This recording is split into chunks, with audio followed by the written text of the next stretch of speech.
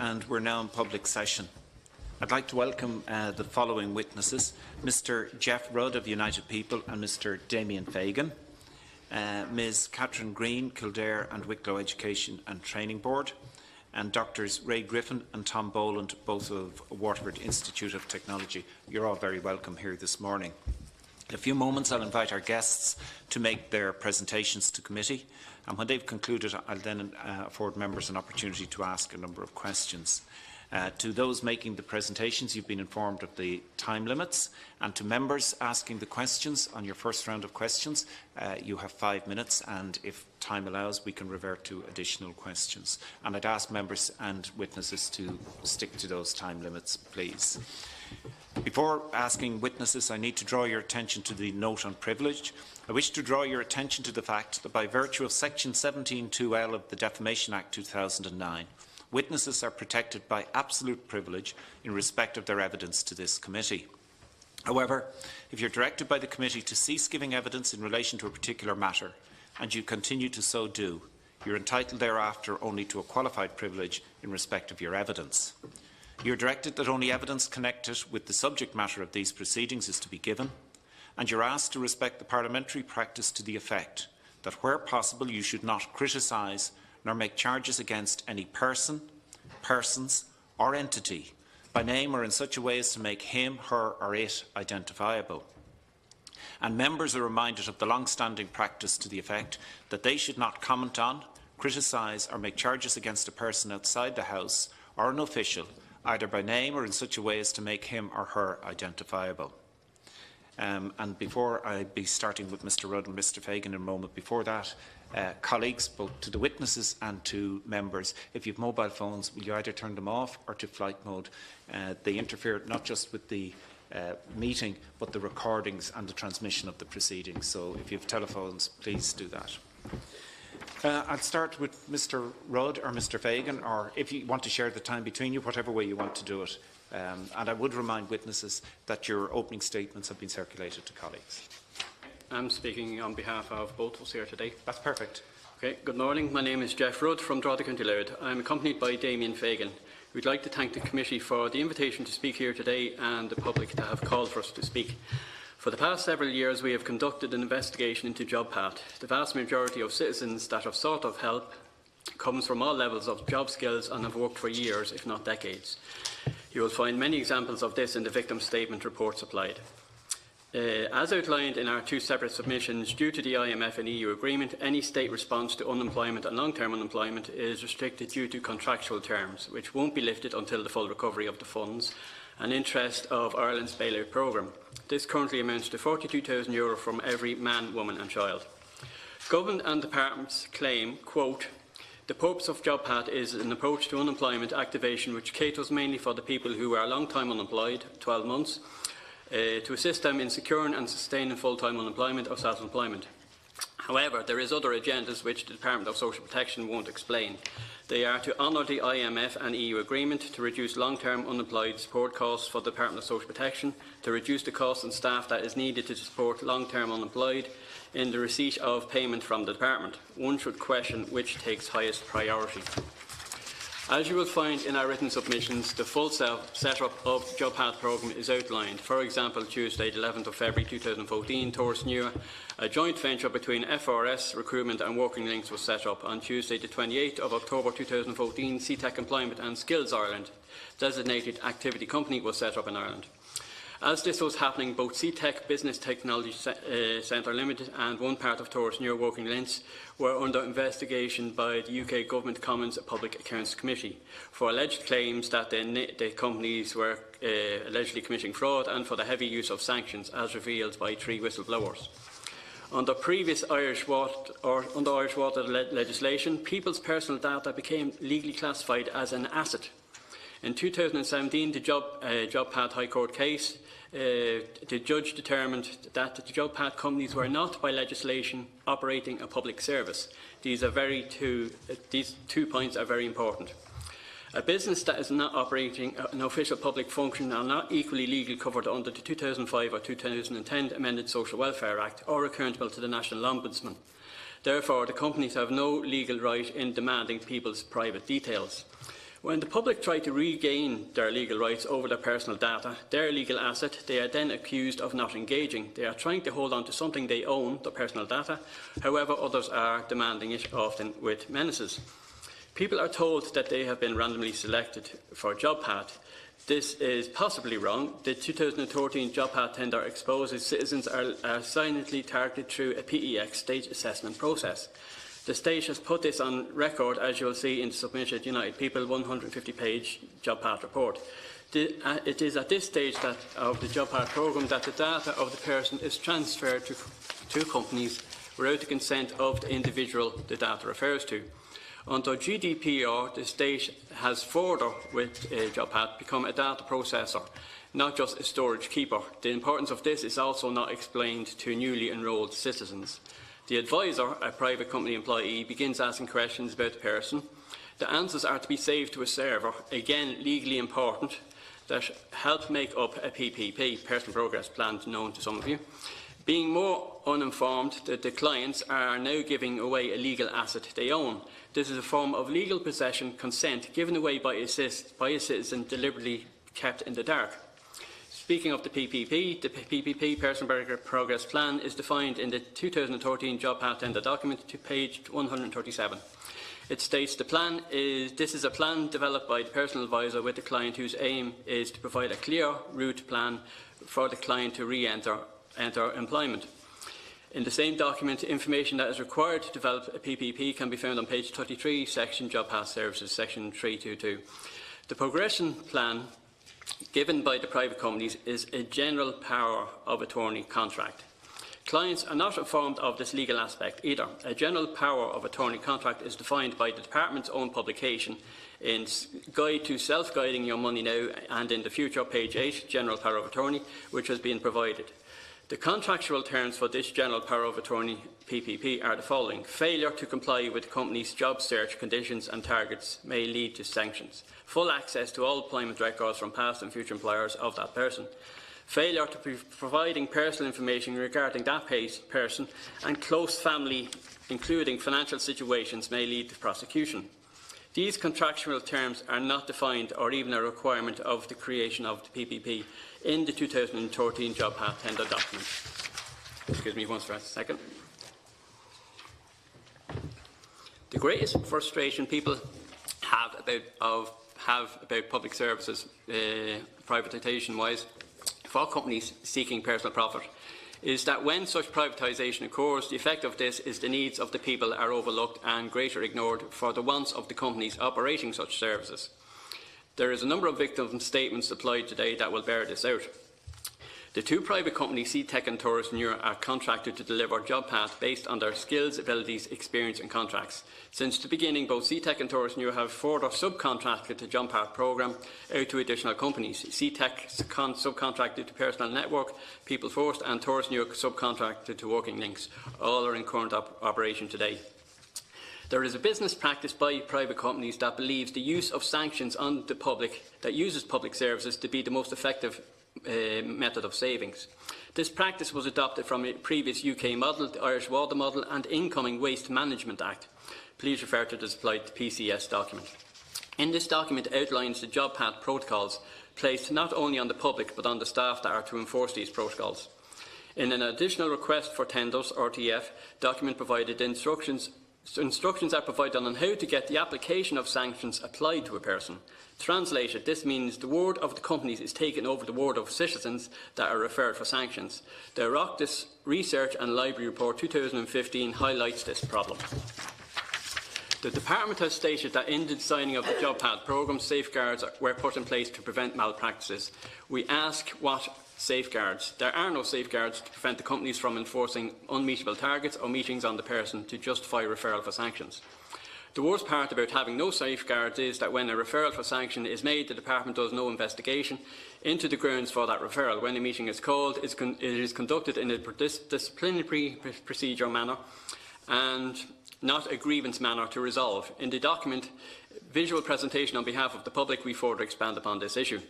Currently, the Appeals Office provides no safeguards against further sanctions being applied. Another safeguard that was meant to be in place has failed, as you will discover in Damien Fagan beside me's submission. Problems of the Social Act. One of the fundamental flaws is a created loophole that allows the Department of Social Protection to override the natural flow of justice as defined in our Constitution. This is outlined in detail within the documents provided by Damien and myself.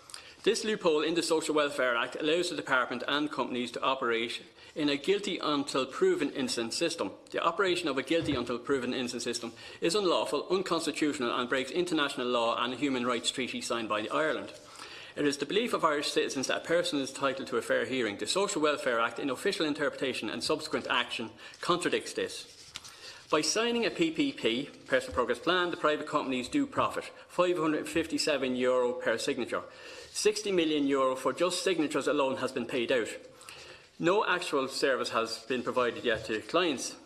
Based on the Controller and Auditor's General Report, Chapter 12, 2017, between July 2015 and the end of December 2017, the JobPath programme costed €83.8 million, which breaks down to 50 million for PP signatures and 32 million in job sustainment fees.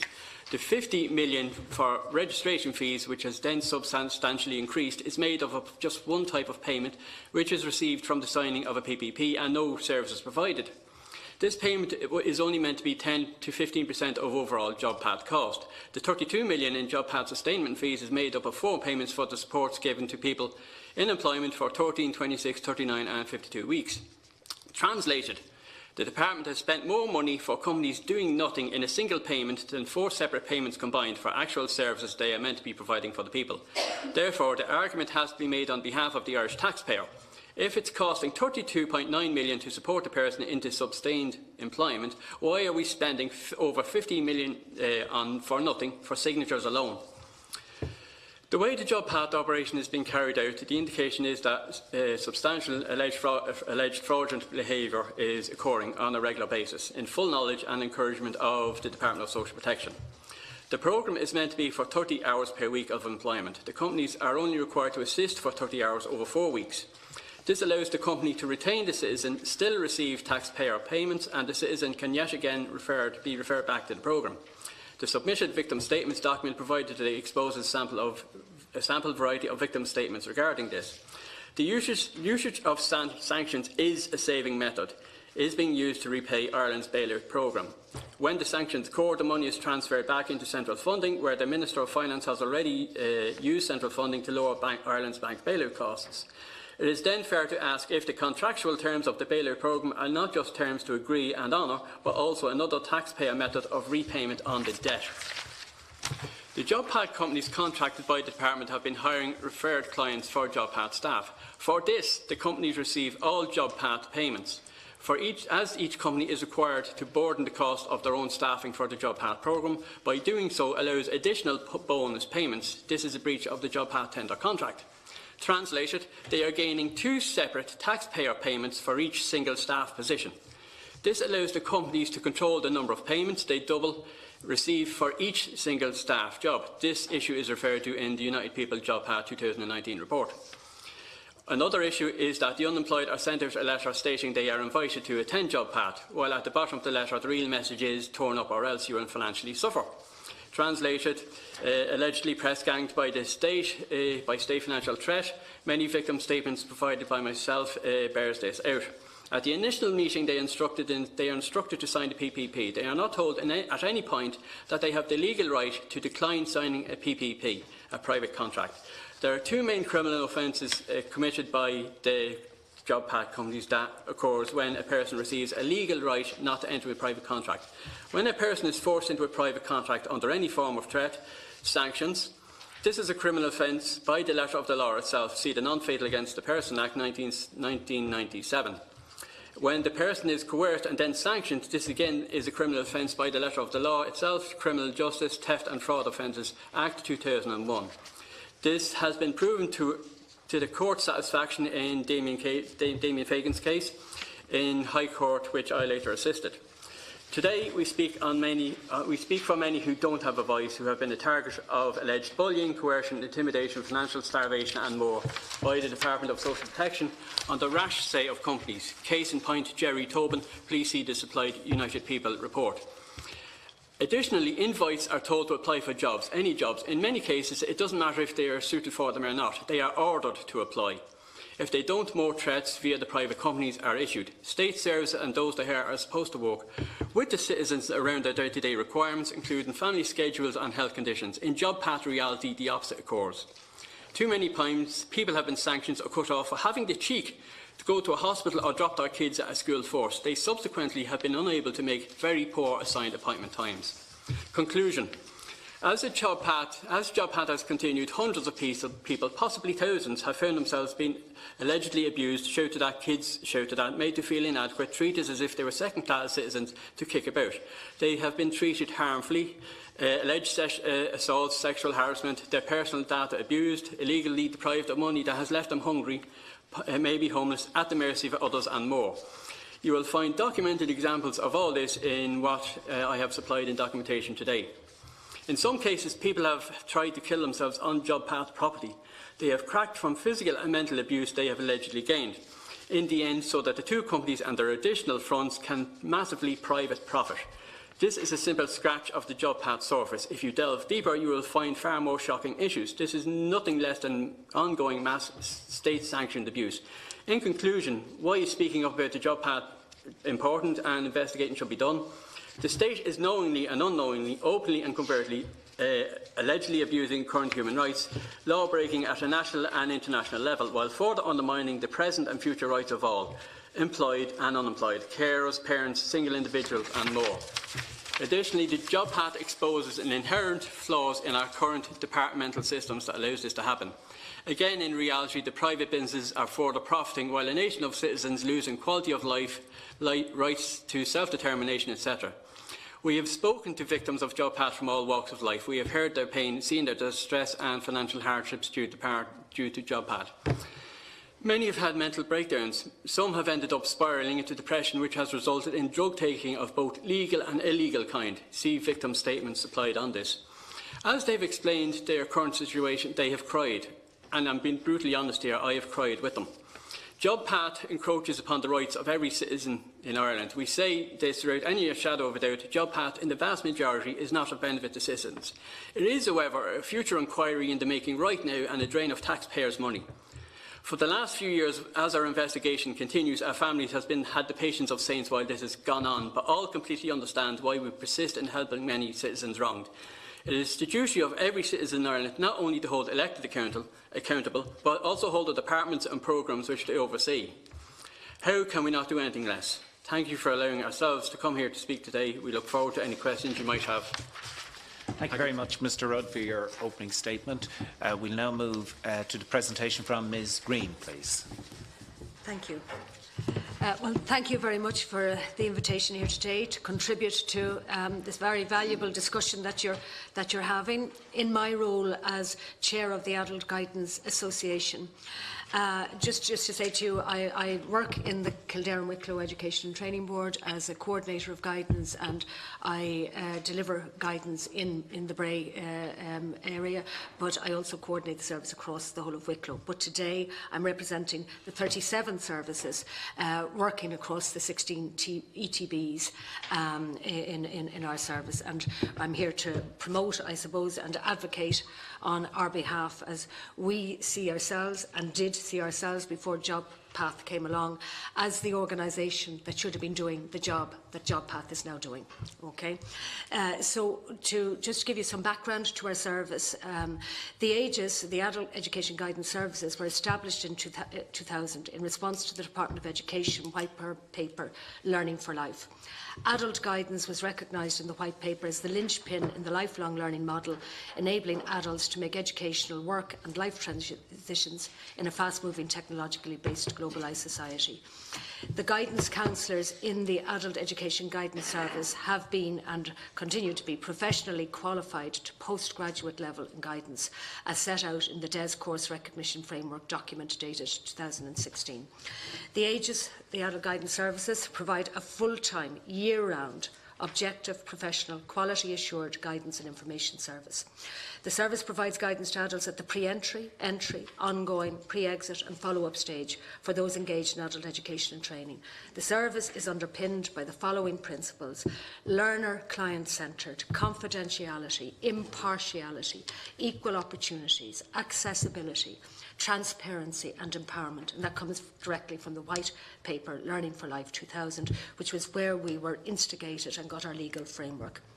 That legal framework was continued through EU and national guidelines. The Aegis model is informed by these. EU policy identifies lifelong guidance as core to a successful, dynamic, knowledge-based economy, viewing it as an effective conduit between education and sustainable employment while promoting social inclusion. That's from the Lisbon Agenda, but also it's written into our National Skills Strategy 2025, which I'll mention again. So we then, in the Solus FET strategy, became really excited when the Solus FET strategy was launched in 2014. The adult guidance services were recognised by Solus and the Department of Education and Skills as the model for delivery of educational and career guidance to adults in Ireland. That's in section 10. The rollout of the Solus FET strategy underlines both the need for, this is a direct quote, both the need for guidance and the centrality of guidance in government's job strategy. The Further Education Training Strategy recognises that the planning process must consider and identify how the needs of the learner, the employer and the community are met, and how effective guidance services can ensure a return on the taxpayer's investment. And I know that you're here looking at that issue as well, quality of service for the money. As stated in the Solus FET strategy, the adult guidance service enables individuals and therefore communities to achieve their developmental, personal, social, career and employment aspirations.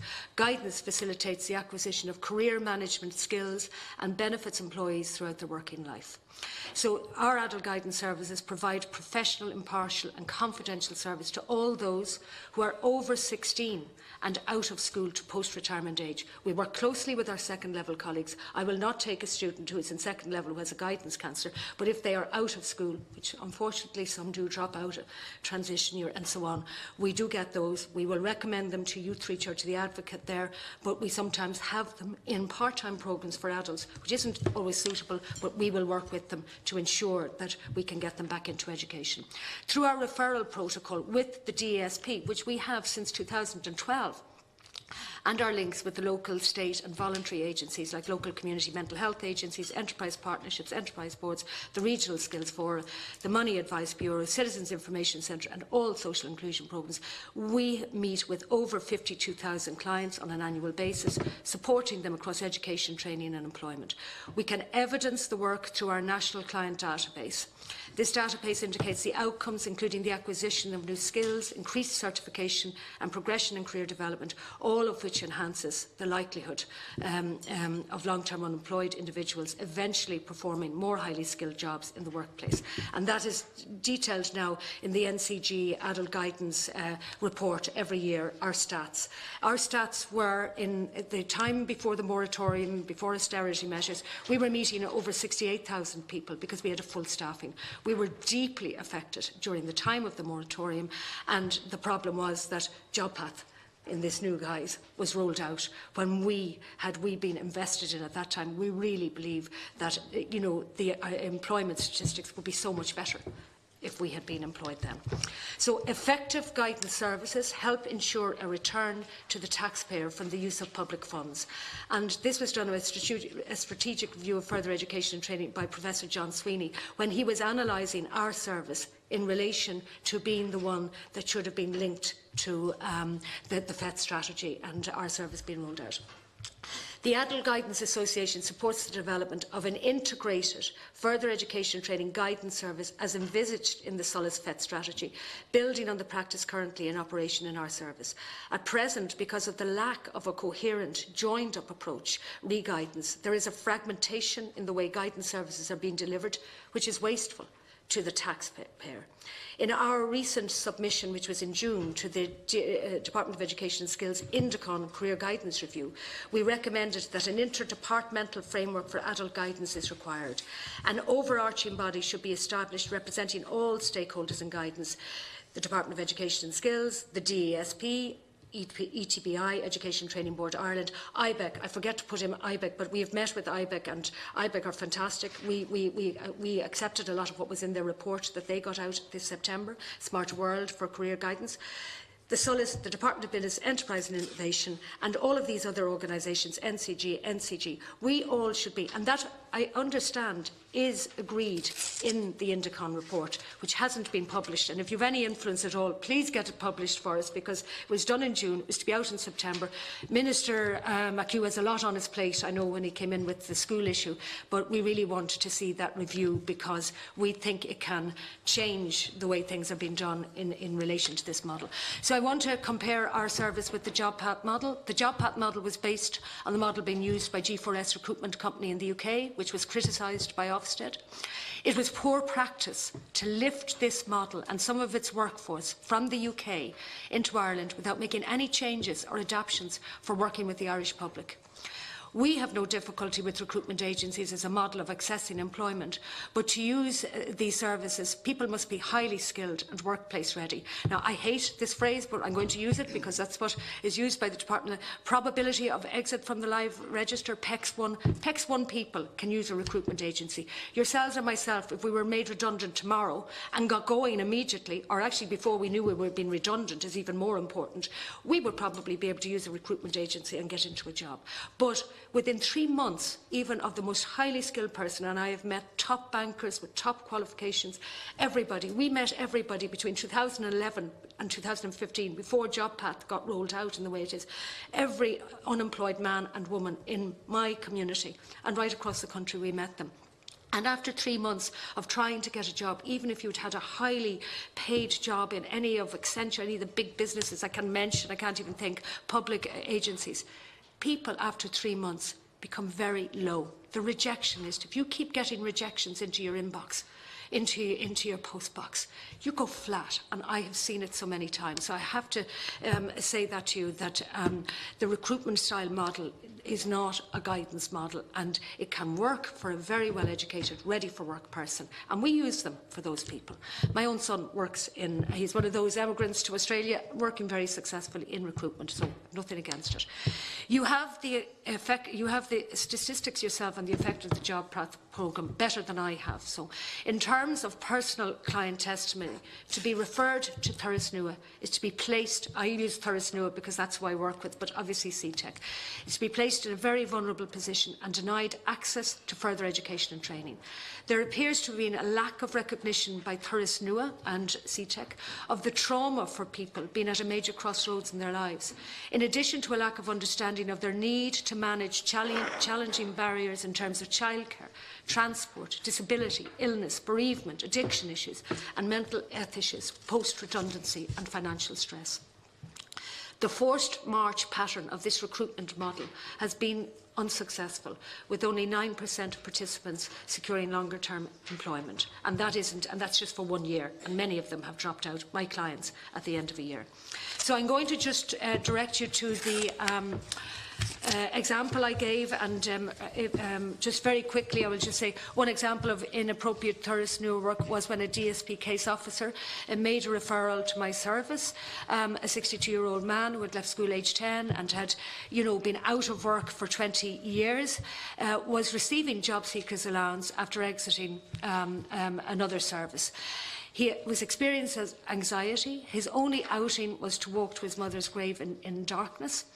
His basic skills led me to recommend a part-time literacy communications, computers and woodworking workshop in our local adult education centre. He agreed to engage with the programme, and I put counselling skills in place for him and other supports to deal with his anxiety issues. After 6 weeks into the programme, he was called by Thurasnua and removed from this education programme. And 2 weeks later, he came to me in an extremely, and I can just remember it so clearly, agitated state, asking me to make a CV, as he had been ordered to return to Thurasnua by the end of the week with evidence of 15 job applications submitted.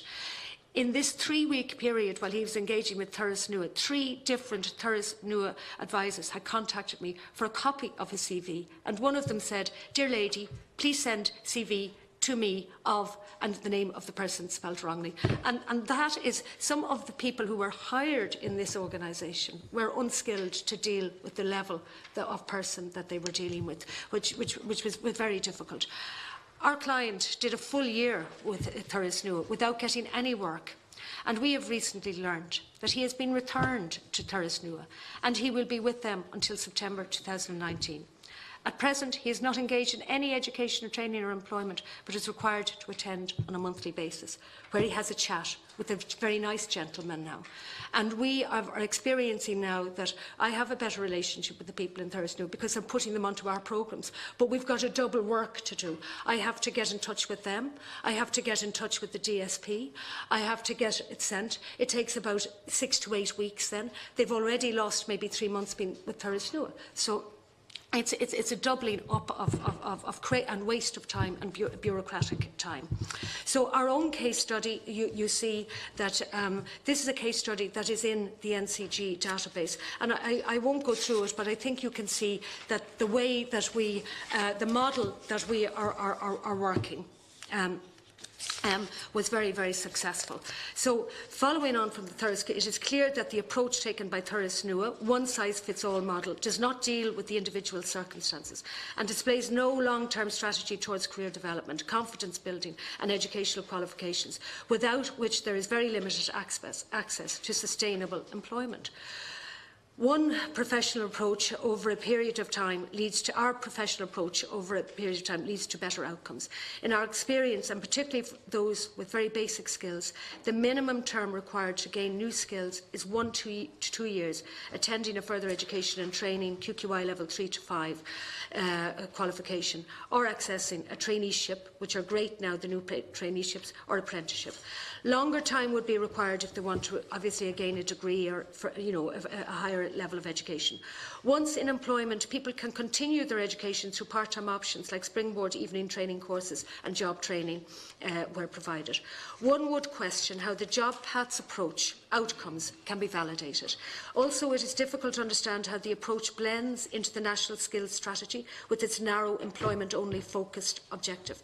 It does not align with the broader needs of upskilling and social inclusion and the goals of Ireland's National Skills Strategy 2025 for people across Ireland.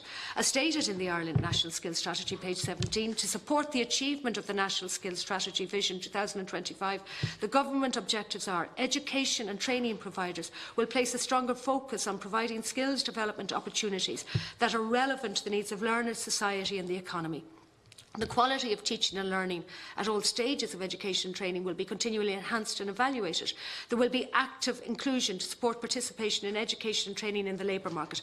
And the example that I gave you from our model of the Integrated Information Officer, myself as the guidance, and our CV and interview skills service, which is second to none, got that woman who was made redundant, lost in confidence, out of work, back into a job. She's working extremely happily in administration. And recently in my office, I got an opportunity. We're working very closely with employers now to give another, they were looking, an employer was looking to employ somebody with good administration and communication skills. I rang 4 of our past clients in the last 3 months, and 3 of them, based on our CV and interview skills work, because they were ready for work, people that I was looking at, had already got positions. One in a very good company, Accenture, another one in an Irish university, and a third one in a local, very good company in my own community in Bray. So they are the stats that and we can evidence this in our database. Since establishment in 2000, the adult guidance says where the service charged to work with those who are unemployed and marginalised so that they can avail of education and access opportunities in order to obtain sustainable employment and facilitate social cohesion. This objective was further developed in 2012 by the referral protocol from intra-case offices, and I want to say that we have a fantastic relationship with our GESP case officers, who they themselves, I don't think they could say it, would really do anything to avoid the person having to go back to a Thurles-New or CTEC situation, because they want them to get their opportunity for education, and we work extremely well with them when they come to us in the initial phase. Furthermore, we note the recent debate about the service delivery model of JobPath, which has been awarded a budget of £140 million since 2015. Only 9% of participants have progressed into full-time employment, and I believe the figure is wrong here, that I have 11,000, but John will correct me on that, who previously used Thurles are returning for a second year, like my client, of participation. By comparison, in that same period, the 4 years between 2015 and 2018, the guidance service have met with and progressed more than 208,000 beneficiaries on an annual budget of just £6.5 million, with a cost to the state of £125 per beneficiary. And we, I can tell you, in our services are not looking for more money for ourselves or anything like that, but we want you to support the increase in our service and the rollout of us to be the service to replace the JobPath model, which we were chosen to be in the Solas FET strategy, the government's own strategy. So furthermore, it is crucial to mention that we provide a service to all unemployed individuals, including those not entitled to social welfare payment, low-skilled employed, those on zero-hour contracts, underemployed, which can be very high-skilled people, unfortunately, who are now underemployed, those facing redundancy, early school leavers, and those who have left college without securing employment. One other issue that the Adult Guidance Service would like to raise is the demand for progression for clients accessing education and training by the Department of Social Welfare. This can be counterproductive when jobs are changing so rapidly and their qualifications are outdated. So any of us in this room leaving work tomorrow, being made redundant, I know myself, my IT skills would have to be majorly updated, and I would be afraid to go for a job that I would have a lot of other qualifications for, but that would be my weakness. And I'm sure in this room, any of you leaving here today, you need the opportunity. So sometimes that could be a level 6 that you require in supervisory management, but you wouldn't be allowed to do that by the DSP because you have to progress. I'm going further. I will move on. I suppose one key thing I wanted to say is that I think that this project, JobPath, is displacement of public services, and also it's a duplication, and therefore I bring back the thing to the value for money exercise. We do believe that we are the exercise. We are hopeful we are the service to deliver it. A key component of our work is helping those who are long-term unemployed. As highlighted by Cambridge Professor Tony Watts, the career guidance counselling process is not only focused on finding people jobs, but supporting people to become resilient and to construct their own career journey. We are hopeful that the guidance review will soon be published and will ensure that a national lifelong career guidance strategy will be rolled out to ensure a coherent career guidance provision is provided for all individuals at all life stages across Ireland. Thank you very much for the opportunity. Thank you very much, Ms Green. Just to say, I know you didn't get to complete the statement, but the statement in full has been circulated, your opening statement, to all of the members, and I want to afford them an opportunity for questions. Appreciate that. Thank you. And our final presentations are from, is it Dr Griffin, Dr Boland, or both of you? Whatever way you want. Okay. So, Chairperson, committee members, thank you for the invitation to present our research to the committee's discussion on JobPath. We're joined today by Dr Aisling Tuitt, an Irish Research Council postdoc researcher on the Waterford Unemployment Research Collaborative Project at WIT. Since 2012, we've interviewed 121 unemployed individuals in an aspiration to capture the experience of unemployment. Gathered over 7 years, our work captures the considerable transformation of welfare services under the Pathways to Work initiative. Since 2014, in our data, we clearly see a significant shift towards a less supportive, more conditional, less empathetic, more pressurising welfare system, where the threat of sanctions are ever present. The individuals subject to this are forced to perform as directed by case officers in intro and JobPath providers, often against their better judgment and usually without a positive outcome for themselves. Since 2016, many job seekers distinguish between their experience in intro offices and their referral to JobPath as a very distinct intensification of pressure upon them.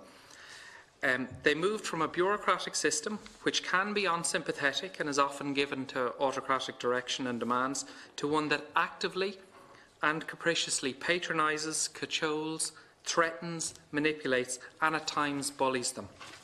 Many identified this service as the state deliberately attempting to lower their expectations of work. First in terms of their reservation wage, but also interfering in their family and caring responsibilities. Long-term concerns for career development and life balance were notably absent from JobPath providers' concerns. While they may be intended to support re-entry to work, many aspects of welfare services on the various schemes compound the already negative experience of unemployment. In our research, we encountered 25 individuals who report direct personal experience with JobPath, largely tourist NUA. We did not seek out positive or negative experiences, rather than just authentic accounts of the contemporary experience of unemployment. And we encounter reflections on the service that are very different from those in the evaluations of the department and JobPath providers. All our interviewees, all 25, recalled being forced to undertake futile bureaucratic routines, such as mandated and monitored job search activity. For example, they were watched over while sitting at a computer for a number of hours while they did internet searches for jobs. They had their CV rewritten for them or massaged in order to orientate them towards existing job interviews, without reference to long-term career development, personal circumstances or responsibilities. We got reports from all people we spoke to of being forced to undertake coaching, personal effectiveness and confidence training, which interviewees reported was delivered largely by unqualified and inexperienced trainers and actually served to undermine their confidence and sense of self-worth. They were asked over and over again for proof of job search under suspicion of duplicity. They felt intimidated over technical and minor infractions of the Byzantine rules in these schemes, and they were often required to accept employment that individuals considered incompatible with their personal career ambitions or their family responsibilities. Specifically, and we provide more detailed case in our submission of these, we encountered one woman who was sanctioned and ended up relying on a food bank and high interest debt. We encountered a traveller who, despite a decade of whole-time schooling, left the schooling system with very low levels of literacy and was enrolled in training, mandated training, that required very high levels of literacy, and he had his name amended against his wishes on his CV to conceal his ethnicity in job search. We encountered an aspiring architect whose carefully husbanded career ambitions, she found her job search was micromanaged in a way that undermined that carefully laid plan of developing a reputation with local employers, and then was directed to reduce her expectations and accept other types of work. We also encountered a pregnant woman who was directed, under threat of sanction, to accept work at a call centre in a location some distance away, which she had absolutely no means of getting to. There was no public transport, and she was advised to make friends with people or car share or carpool or something. We should emphasise that all respondents detailed a continual threat of sanctions, which made engagement and compliance with the various tasks they were encouraged to undertake appear compulsory. Thus, our data demonstrates that beyond the actual application of sanctions, that the process of activation under threat of sanction is in and of itself a negative experience. The process is a punishment. Our qualitative data is commensurate with international experiences. So while comparing the percentage of individuals sanctioned against international benchmarks, JobPath is not a harsh sanctioning regime, but we know the ever-present threat of sanctions has negative long-term consequences for individuals' well-being and future earnings. While officially sanctioning decisions are made by the intro office, in practice and in the experience of job seekers, the recommendation of a sanction by a JobPath provider appears to be a fait accompli. In other prior research, where we've spoken to counter staff and case officers and welfare offices, the JobPath providers are described as deciding sanctions, and the intro simply implements them. We did not encounter any positive experience that we could report to the committee today in our interview data. My colleague Tom Boland will detail our policy evaluation of JobPath. So, our interview's experience of JobPath is that it's a scheme that actively undermines their personal reservation wage and their labour market expectations, so that they'll accept any job, however unsustainable, unsuitable and precarious. It's inspired by behavioural economics and the idea of subtle nudges. JobPath assumes that the problem of unemployment is idleness and that a work-first approach will ultimately lead to sustainable, high-quality employment. In practice, these measures constituted a stressful and unwelcome intervention in people's lives, even described as traumatic in some cases. All of these interventions are made under the threat of sanction for non-compliance, and this pressurises job seekers to accept any work, which may explain why there's 25% commence work, but only 9% are still in employment after 52 weeks, the same as if they had not gone through the process. International research has begun to reevaluate these cliches that any job is better than none and that work is always the quickest route out of poverty. It's not the case. Many of the JobPath interventions were already emerging under intro and were part of the traditional local employment service supports the unemployed. What is distinctive here is that they've intensified and become more aggressive and more punitive under JobPath. This is due to the pay-by-results model or the recruitment of staff on short-term contracts without necessarily having professional careers in the welfare system as per guidance supplied by the Educational Training Board. Given what JobPath aspires to do, this contract has an unfeasibly short time horizon, which does not facilitate the building of durable institutional resources on the awardee's part. If Ireland really has perpetual need for the complex and contextual pastoral skills for nurturing discouraged job seekers back into the labour market, it takes time to build such capacity, and if done correctly, it could be valuable. However, a 4-year contract is an unsuitable instrument for this activity. I want to talk about creaming and dumping, so-called. Our interviews mostly reported being acutely aware from their experience of JobPath of the so-called payments by results model that drives the initiative, and so they all had a realistic understanding of their own personal labour market. They actively encouraged and supported their JobPath caseworker in creaming and dumping, whichever, and they tended to grow frustrated, really, when they were asked to do things that they perceived to be harmful to their career prospects or their responsibilities. In fact, they tried to negotiate the creaming and dumping that they knew to be going on. It's also worth noticing at this point that there's a huge inconsistency in the geographical distribution of sanctions. It does not correspond to the level of the population of the unemployed. It ranges from about an 8% sanction rate in Louth or Limerick to almost nil in Mayo. And this inexplicable variation is consistent with our long-held research, which suggests that there is a significant variation in how rules and eligibility are applied and interpreted office by office, day by day, welfare officer by welfare officer. This sort of thicket of schemes, their constant reform, their adjustment, their modification, make the rights of a service user unclear and contingent to both users and frontline staff. In conclusion, activation in the form of human capital building and supported job search can have long-term positive effects on the supply side of the labour market. We suggest that investing in training and the Back to Education scheme are the best tools for doing this. Policies which emphasise welfare conditionality and sanctions are short-sighted. They require compliance under threat of being put below the minimum level of income, and this mainly has negative consequences. There is significant international research on the consequences of sanctioning, from short-term poverty to long-term health and well-being problems and negative future effects on earnings and employment. The knock-on effects on the economy are to foster precarious, low-wage, no-wage cycles and alienate those who are most disadvantaged and to unfairly pressurise those who are temporarily out of work.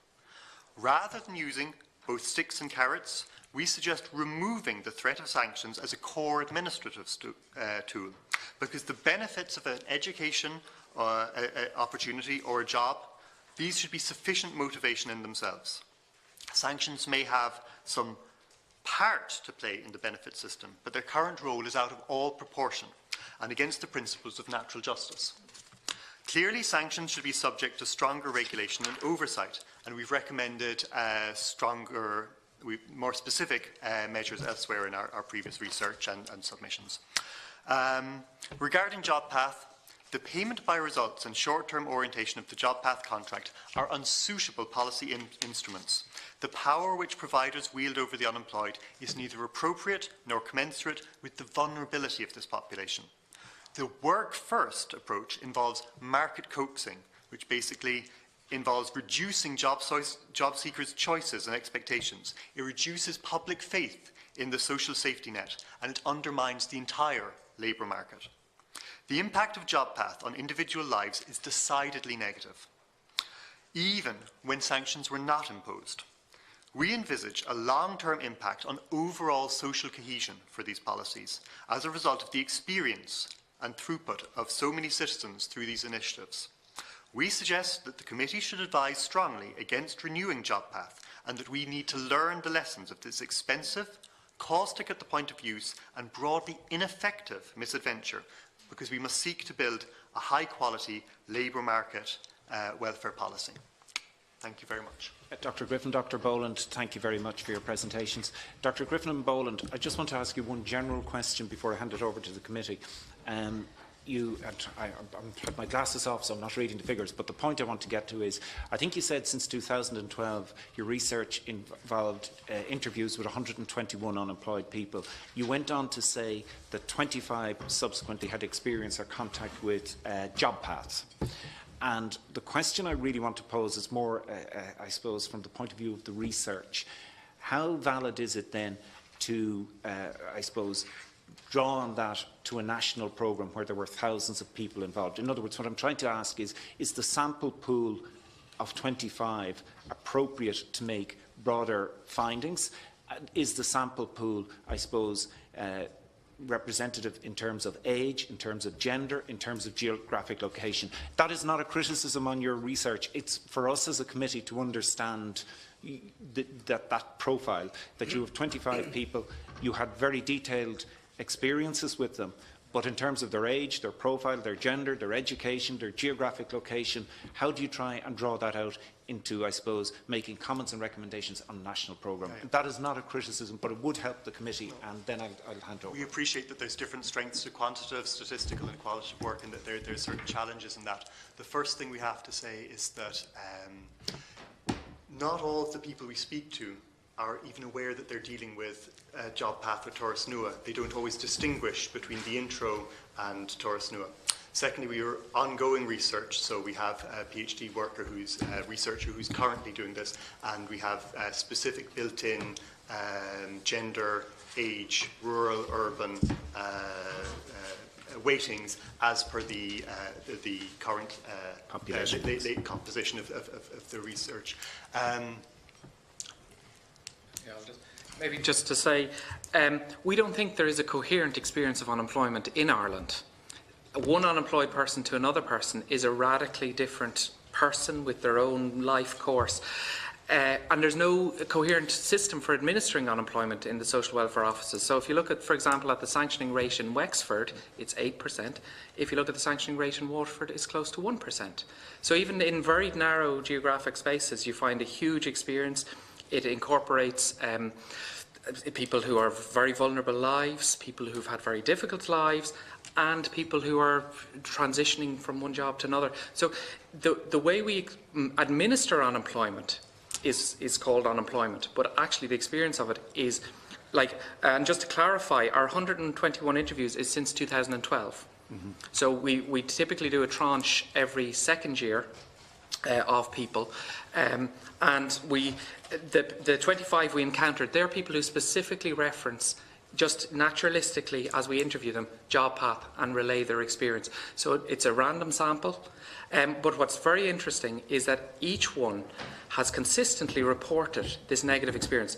The data set from 2012 to 2015, there was a much wilder accounts of the experience of unemployment. Since then, it's become more consistent, and instead of looking to themselves as not getting a job for personal reasons, they now narrate their experience of unemployment as being a negative experience that is being administered to them by the state. Thank you very much. Senator Higgins, are you still under pressure for time? I am under pressure for time. Colleagues are happy, we'll let Senator Higgins go first. Apologies, I'll have to ask the questions and then You have 5 minutes. Thank you very much for all of the testimonials and all of the analysis. I think it's been really, really useful, and it reflects indeed many of the issues, and not just around JobPath, but in terms of our wider report which the committee produced in respect of unemployment.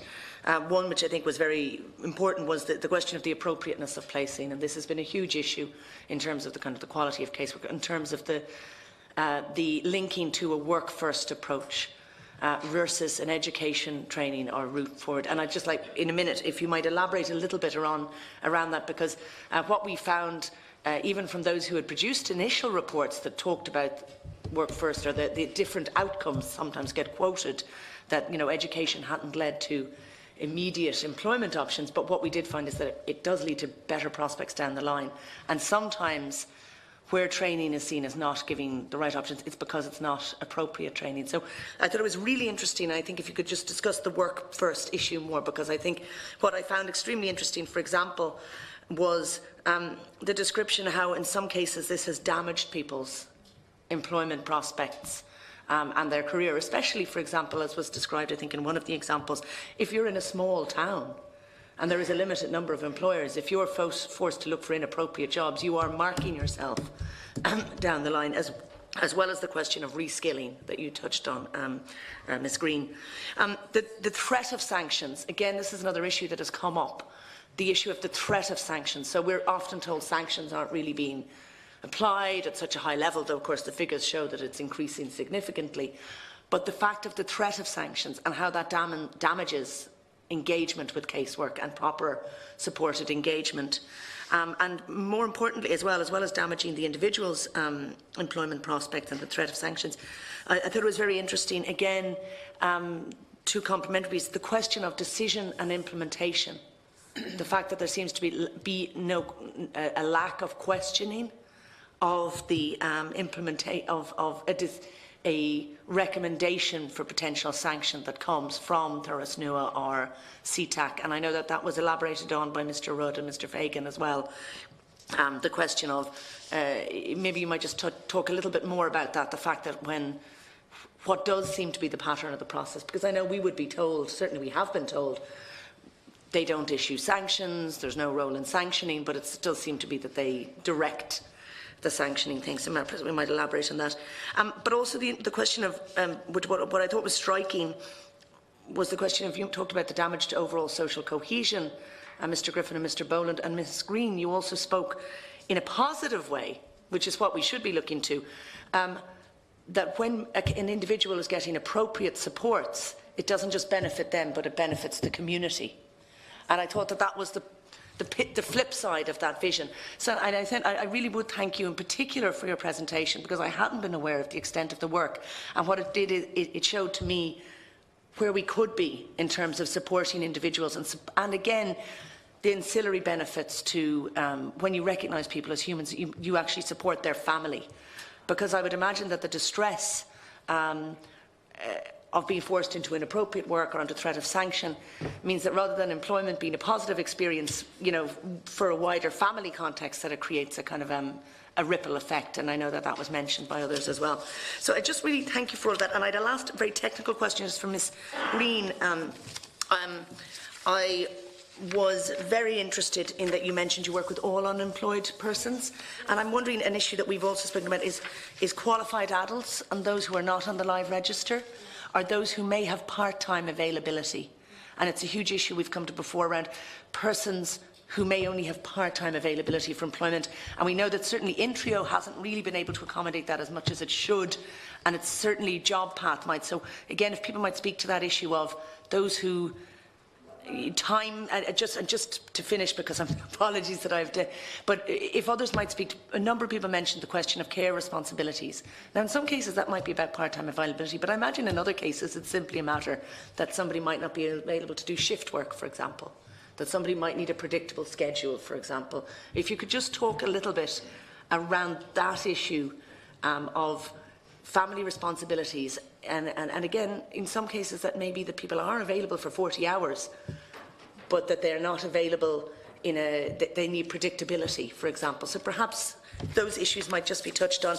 And I was very interested, lastly, Mr. Rudd and Mr. Fagan, you mentioned around that question of the power of attorney issue. I'll certainly investigate that further in relation to the PPP. I've previously submitted amendments unsuccessfully to the Social Welfare Bill in respect of those personal progression plans. I have concerns on them, but that's a different new concern, so I will look to follow that up. Thank you. Senator Higgins, are you leaving now? I will, but I will be reviewing the answers, and I certainly may follow up further with fellow members, with the representatives. So apologies that I have to review it in text. Thank you, Senator Higgins. To the witnesses, if you hold your comments, I'll take the other members, and then you can respond to them. I wasn't sure if Senator Higgins was staying or going. Deputy Brady. Thanks, Cahair. And firstly, just to welcome all the witnesses in, I think very, very powerful presentations, and it's always interesting to get an outside view through a different lens, because certainly I've looked at this comprehensively over the last number of years, and I've heard all of the stories which unfortunately have been dismissed by two ministers now, the Taoiseach, who was in the position of Minister for Social Protection, and obviously the current Minister. And I think, there's an interesting line here which came from the guys here, based on their interviews with the participants. And it says, many identified this service, i.e. JobPath, as the state deliberately attempting to lower people's expectations or their expectations of work. And of course, when we had the now Taoiseach, the then Minister for Social Protection, in before this committee previously, he let the mask slip when questioned on JobPath. He said people need to give up their idea of a dream job. And we're talking about people with qualifications. We're talking about teachers who are engaged in part-time employment because of the nature of contracts, doing sub-work and that sort of thing. So, so that's the ideology that's driving all of that. And that's coming through from people participating, but also Minister also. Now, there was an interesting I suppose, piece there from Ms Green, just in terms of one of the people that she had engaged with, the 62-year-old man who left school at the age of 10, unemployed for 20 years, engaged in the services that had been identified, not through the narrow employment only focused objective, but a skill set identified to suit him.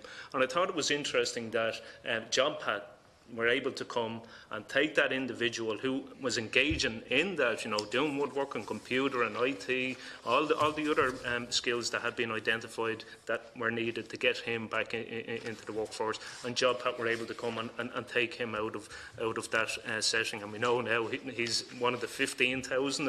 I think that was the latest figure that I've been given, people who've been called back up to engage with the programme for the second time round.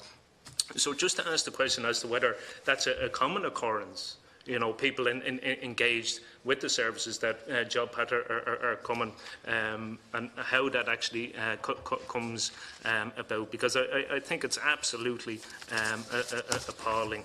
And the other question there, just in relation to people obviously being referred over to JobPath, and then being referred from JobPath back over to the Adult Guidance Service. So how that actually comes about, and it's interesting to hear your analysis, the duplication and all of that. So just to get some further comments on that. Now, we've heard evidence from other groups, and I've engaged with, for example, the local employment services, who do phenomenal work across the state, and they've given evidence that through communication with myself and others, that if they had been given additional resources, they would have been able to skill up, expand to take on the work of the privatised of the whole area through Thursnew and CTEC. And we know since the formation of JobPath, the numbers being referred over to the LES have gone down year on year as more people are going into the privatised setting. So have you figures? I don't expect you to have them now, Ms. Green, but do you have figures as to people who have been referred over to your services for the years of 2016, 2017 and 2018? And have you seen a depletion of numbers being referred over since the formation of JobPath? And I think the chair is going to allow questions first, and then for you to go back in. So, you know, I suppose the service that's offered in the adult guidance. I mean, how does it differ when someone engages with yourself? We know what people have to do when they go to JobPath. They have to go, and the evidence that has been given by Mr. Rudd and others, they have to go at times that don't suit them at the best of times. But when someone is engaged with yourselves, I mean, are there regular meetings? Is it a weekly meeting? Obviously, we know there's no sanctions imposed on people. So, just can we get a bit of an insight as to what people do? Just tell you that we're oh, sorry. Let the questions finish and I'll come back, because there have been a variety of questions that will include us all. So we take all the questions first, and then I'll give everybody an opportunity to respond to what's relevant to them. Yep. Will you conclude briefly? Just a couple more points. We know the contract for JobPath, Horse New and CTEC is due to expire this year, and I've been calling for it to be cut right now, and that needs to happen. What would you like to see happen in the here and now if the government, the minister, isn't prepared to curtail that contract? At the end of it, do you think the Adult Guidance Service would be in a position to meet that demand at that point? Just a couple of questions to a couple of the other witnesses, and I ask for your indulgence here, Chair, because it is a very important area. I was taken by the evidence that was given by both witnesses. Just a quick question to Mr. Rudd, because he gave a figure there in relation to signing the PPPs of 557.70, and obviously the total amount now. The evidence that was given at the Public Accounts Committee prior to Christmas, where for the first time we got the actual cost and the expenditure, that gave a figure of €311 for every signature, and it went through then the different sustainment payments for 13, 26 weeks, 39 weeks and 52 weeks, €613, €737, €892, €1,165. Someone is in sustained employment for 52 weeks or more. So just can I ask where you got that figure of €557.70 for the signing of the PPs, because that contradicts the evidence that we have been given of 311.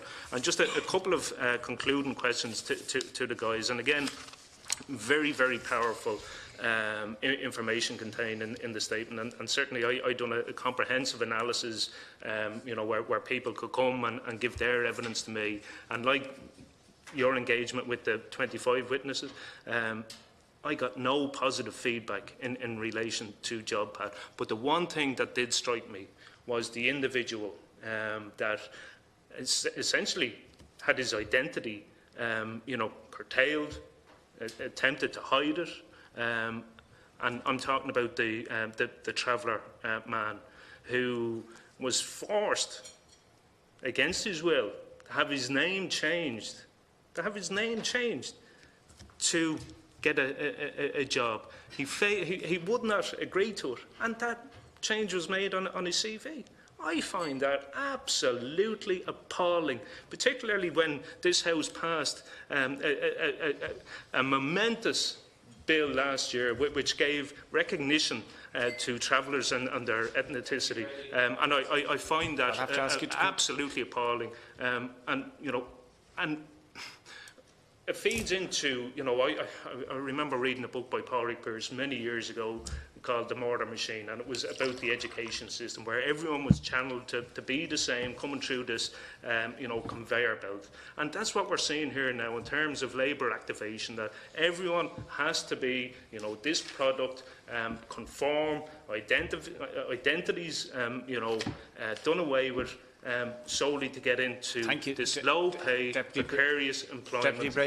And that is what is at the essence of all of this. So can I just ask, you have done a comprehensive piece of work, and I think it would be very worthwhile for this committee if that work could be given over, if you were prepared to do that for further analysis by this committee, because I think it's a powerful piece of work. And just a final question, very briefly, to the guys, as to whether the findings or that report have been given over to the Minister, because the Minister is in complete denial. She still stands over this fallacy that JobPath is the most successful labour activation scheme in the history of the state, and she fails to take into consideration the thousands of people who have been bullied, intimidated, cajoled, identities robbed, stolen, suppressed, to get into this low-pay precarious employment. So as to whether that report has been furnished to the Department. Deputy Brady, if I have an opportunity, I'll come back to you, but I want to be fair to give the witnesses a chance to respond, and I have Deputy Smith who wants to contribute. Deputy Smith. Okay, I have just a couple of additional questions, and just to say thank you. You're doing great work, and I would thank you on behalf of everybody out there who is victim of this vicious system. I don't know if any of you watched Daniel Blake. It was on the telly again over Christmas. It's my second or third time to see it, but this keeps coming back into your head, the outcomes of these vicious ways of trying to force people into employment, unsuitable employment, etc. But mostly it is vicious because of the level of employment now in 2019 is almost full, and they're crying out for workers. Why are the penalties increasing? So when I asked a PQ in October, the rate of sanctions from the time this system was introduced, it goes from 359 sanctions in 2011 to 55,828 in total over that whole period, 11,169 in 2018.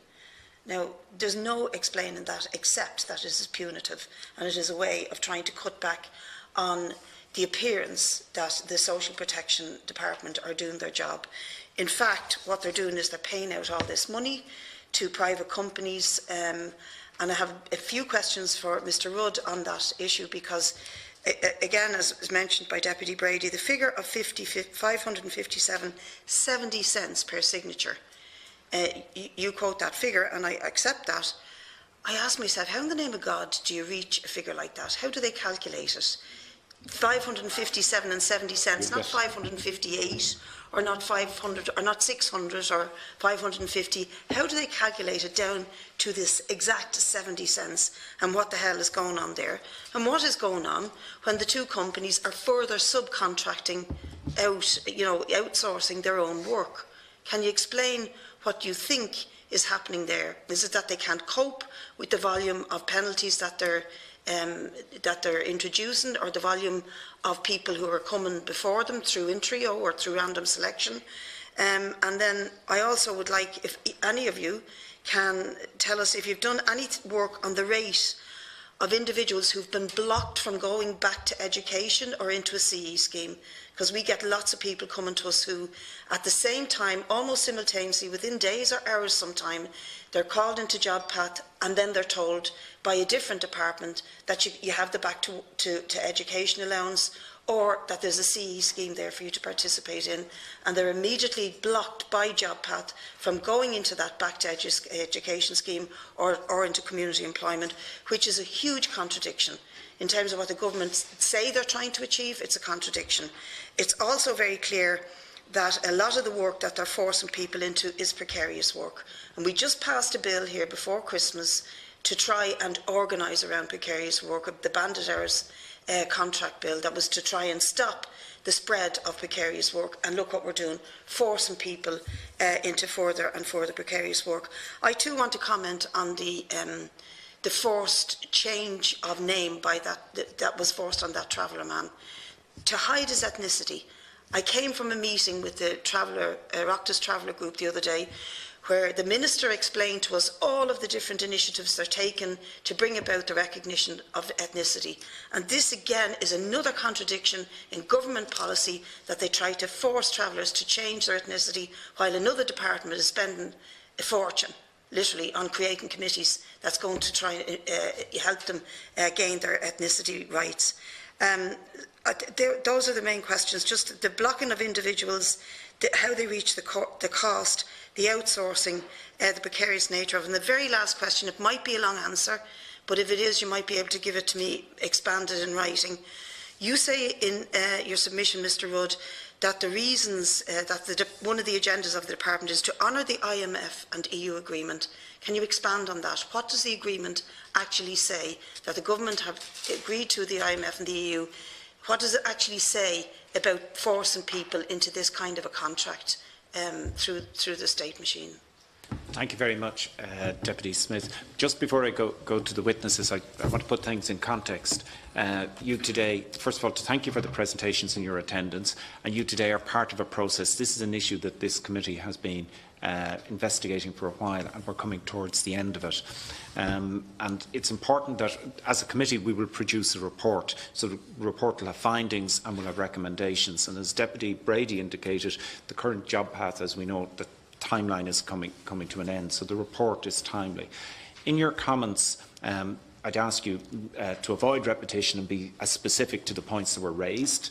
I suppose I would specifically ask you to be mindful that there are two elements of the report: the findings of JobPath as we know it, but we're equally concerned, and I think Mr Boland, you made a comment, your last line was, you know, we'd recommend that you discontinue the policy immediately.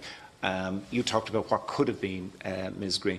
I suppose I would, as a committee, and whether you do it today or you would like to follow up in writing, because obviously time is limited, we are equally concerned about your vision of what you would see following the current phase, because as a committee we will be making recommendations for the future, and I think that's an important point to make. So while you've highlighted a lot of issues, and I'm not being dismissive of those issues, they will be part of the findings, but there's also a measure of what recommendations or what are your suggestions or proposals. The committee would be interested in that. Obviously, you're limited on time today, and if you want to submit in writing afterwards to the committee, we will consider those. Mr Rudd, I'll go down the line. I'd ask you to be direct, specific, avoid repetition, and mind the time. Mr Rudd, will you start with the money? A few of them have asked you about the 557. In the 2013 JobPath tender document, which is available online and anybody can read it, it states that the companies are getting 15% of the total price of the price that's on everybody's heads. As this committee has discovered yourselves, the total price is €3,718. 15% of that is the 550 figure. Exactly. It's simple mathematics. Check the 2013 JobPath tender document. 15% is quoted in it for the bonus, for the signatures. The maths is simple. That's what boils down to that. That were raised, Mr Rudd? There was a number of questions raised, and I want to address a good few of them, if that's okay. I'll make it as quickly as possible. Yeah. As regards rolling sanctions, this has been going on for some time, and in one of the submissions that I've provided in the victim statements and in UnitedPeople report, I mentioned the case of Jerry Tobin. I have his full permission to talk about him. He was sanctioned from March last year up till December the 22nd.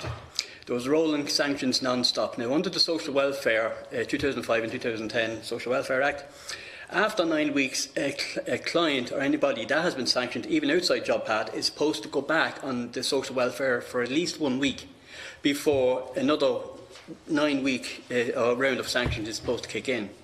This didn't happen in his case, but he's only an example case. It happened in many cases. He was sanctioned straight through from March till December the 22nd, and even then he still hasn't got his money back at all, and they promised him he might give some of it. Now, he was actually sanctioned, and we have it in documentation and it's provided in the report. He was given a letter stating he's been sanctioned because he didn't sign a PPP. Now, it's on record. It's on record on the 8th of March where the Public Accounts Committee, Mr John Curran, Assistant Secretary of the Department of Social Protection, stating on record that people do not have to sign the PPP. It's the legal right to retain the right not to sign a private contract. Yet he was punished for trying to retain his legal right not to sign a private contract. Now, we have many examples of that. I've submitted one document here today which has 101 victim statements. And in another document there's more victim statements. This is a constant ongoing game. There is rolling sanctions going on, and it's actually illegal because it's not covered in the Social Welfare Acts. They admitted it themselves in the Dublin High Court. In Damien Fagan's case, they stated that they don't even have the legal legislation in place to apply these sanctions when somebody declined to sign a PPP but still is willing to engage in the JobPath programme. And in the case of Jerry Tobin, he was fully willing to engage. They gave it to him in a letter form that he didn't sign the PPP, so he should be punished. But he later copped on that actually they did this wrong and illegally, so they then changed the excuse for him being sanctioned to, oh, he didn't attend. He has proof that he attended every meeting. He has video proof, the visitor sign-out book. He has statements there from people that actually attended along with him. He can completely prove he attended every meeting, but yet they tried to switch the excuse just to keep the rolling sanctions going. And putting it bluntly, we went through hell just to try and clear his name. And the Department of Social Protection still is only partly willing to give part of the money that is returning to him. That's just one issue. I'm going to move on quickly on to the others. The subject of dream job was brought up. Under the Constitution, you're guaranteed a great deal of right to self-determination. How can this completely conflicts with Leo Varadkar's view of a person is entitled to aim for their dream job? That completely shuts down everybody's ambitions to even go for it. When, there's a conflict there, and that needs to be addressed, and I'm very glad that Mr John Brady actually brought that up, because from the people that we've talked to, and again I've said in my opening statement that we've cried along with, it is a big thing. It completely, from the start, from day one of JobPath, it completely strips stuff of any ambition. You're just told, do this, do that, or else you're sanctioned. Third thing, other agencies. The mention of other agencies were addressed. This gracious lady over here has indicated already, their agencies and others like it should be adopted more. They should have been adopted from the very start. The services that they have there should have been more utilised. The state could have saved between 60 and 70% of money that has been put into JobPath programme by upgrading or using the services such as this lady. This is on record. On the 8th of May, you had people in the Public Accounts Committee from such services stating this themselves. They have been starved of numbers going to their own programmes. In one of the victim statements that I have there, it's from an LES worker. Because the numbers dropped down, and I'll explain why they've dropped down in a minute, because the numbers dropped down, he then found himself in the LES out of work. Then he was sucked into JobPath and told to take a minor job. This is a state civil service worker. Why have the numbers dropped down? You brought up the numbers have dropped down, but the sanctions are increasing. The numbers of unemployed are dropping down. Now, we can argue over percentages, but they are dropping down. That means that the group of people available to be sucked into JobPath is getting smaller. The companies are getting more desperate. The tactics that are used are the staff at basic level in the JobPath system have a very high, but there is a very high staff turnover because they are pressurised to get those people by any way possible to get those signatures. And so, I mean, there's a serious amount of pressure on the staff, the lower staff, and a serious amount of pressure on the people to sign.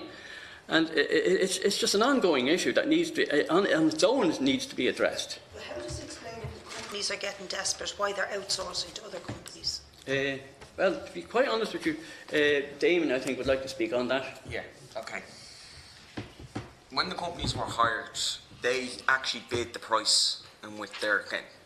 The tenure document is only half a contract. The other half of the contract is exactly what the two companies have actually charged the state. We don't know what they have actually agreed to. We only know what the state has offered them.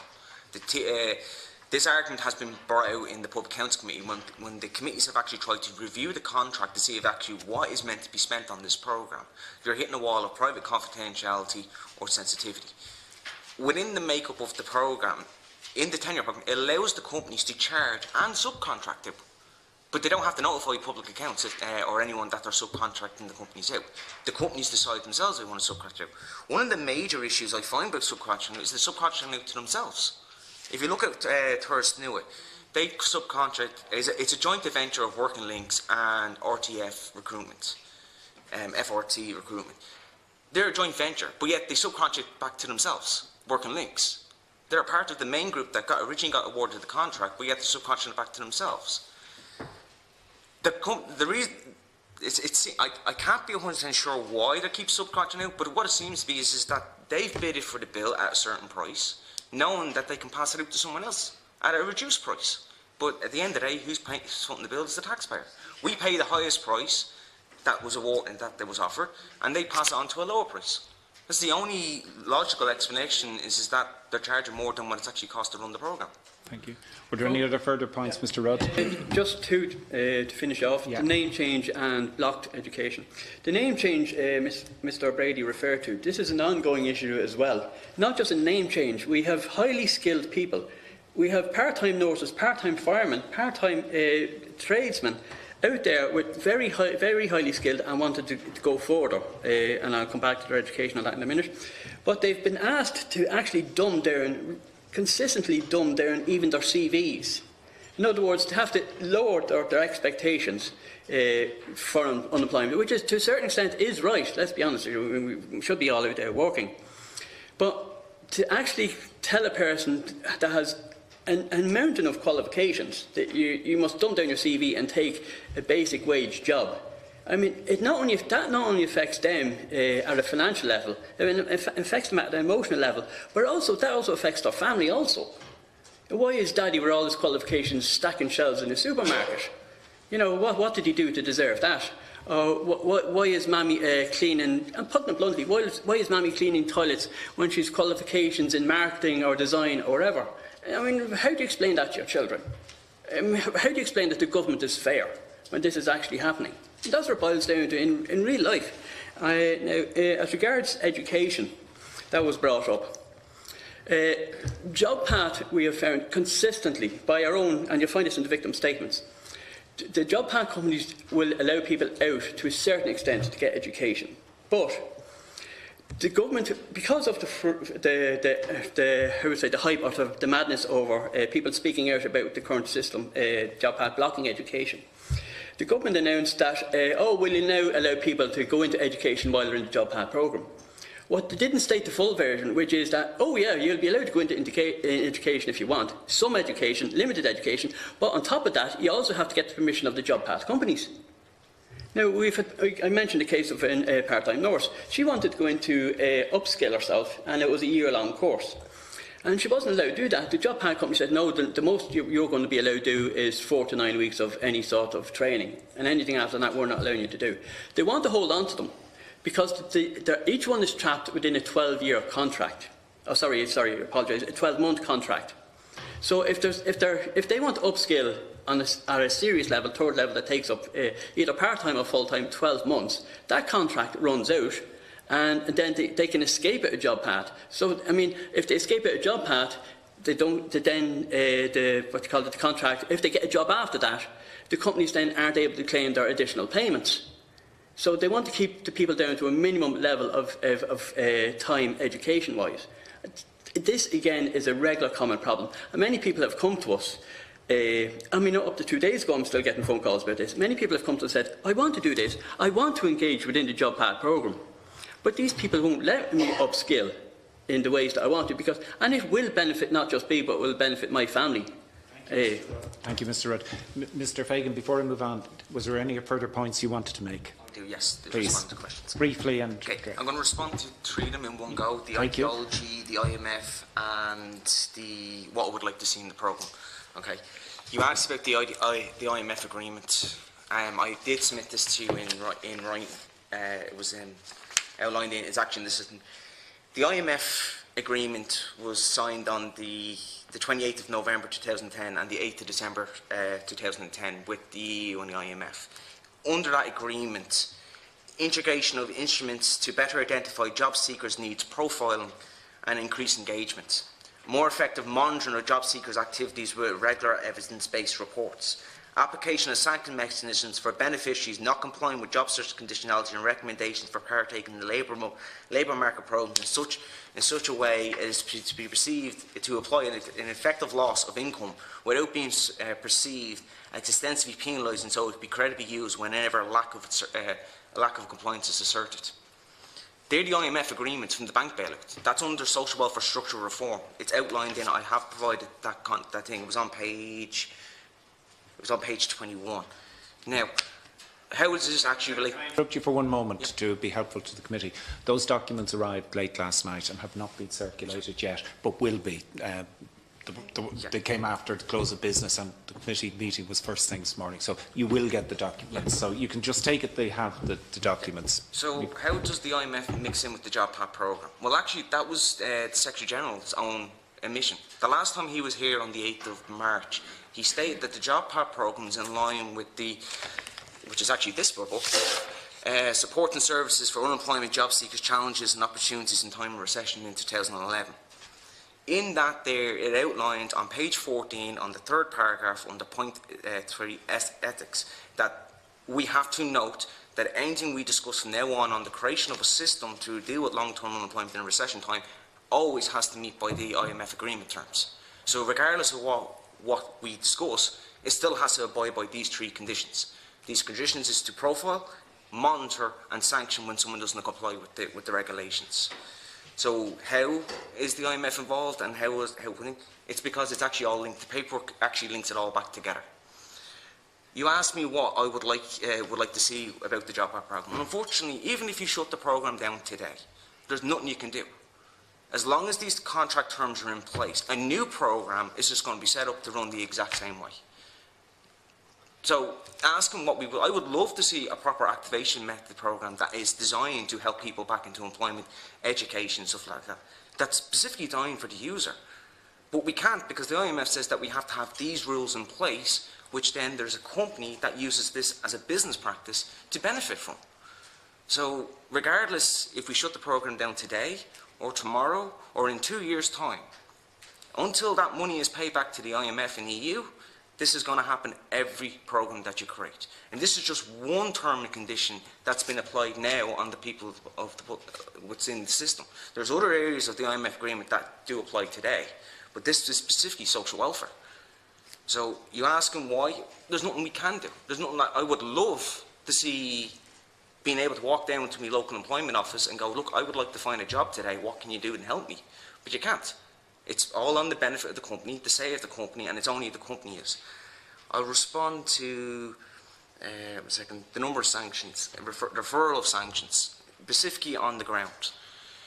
It is true that the department do make the sanctions. Yes, they're the ones who physically hit the stamp on the seal and say you've been sanctioned.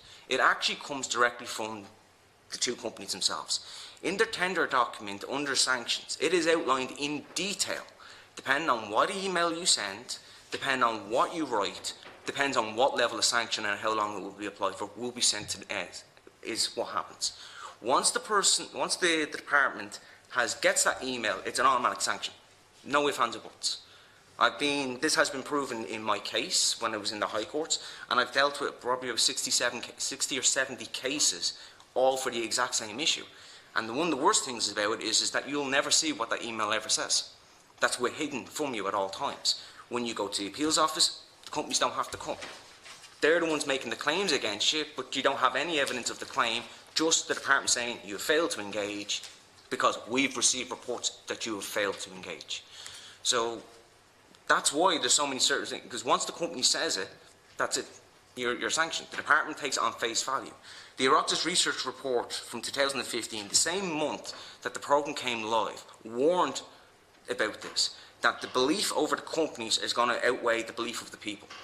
This was warned well in advance before the programme was even created, but yet no one paid attention to it.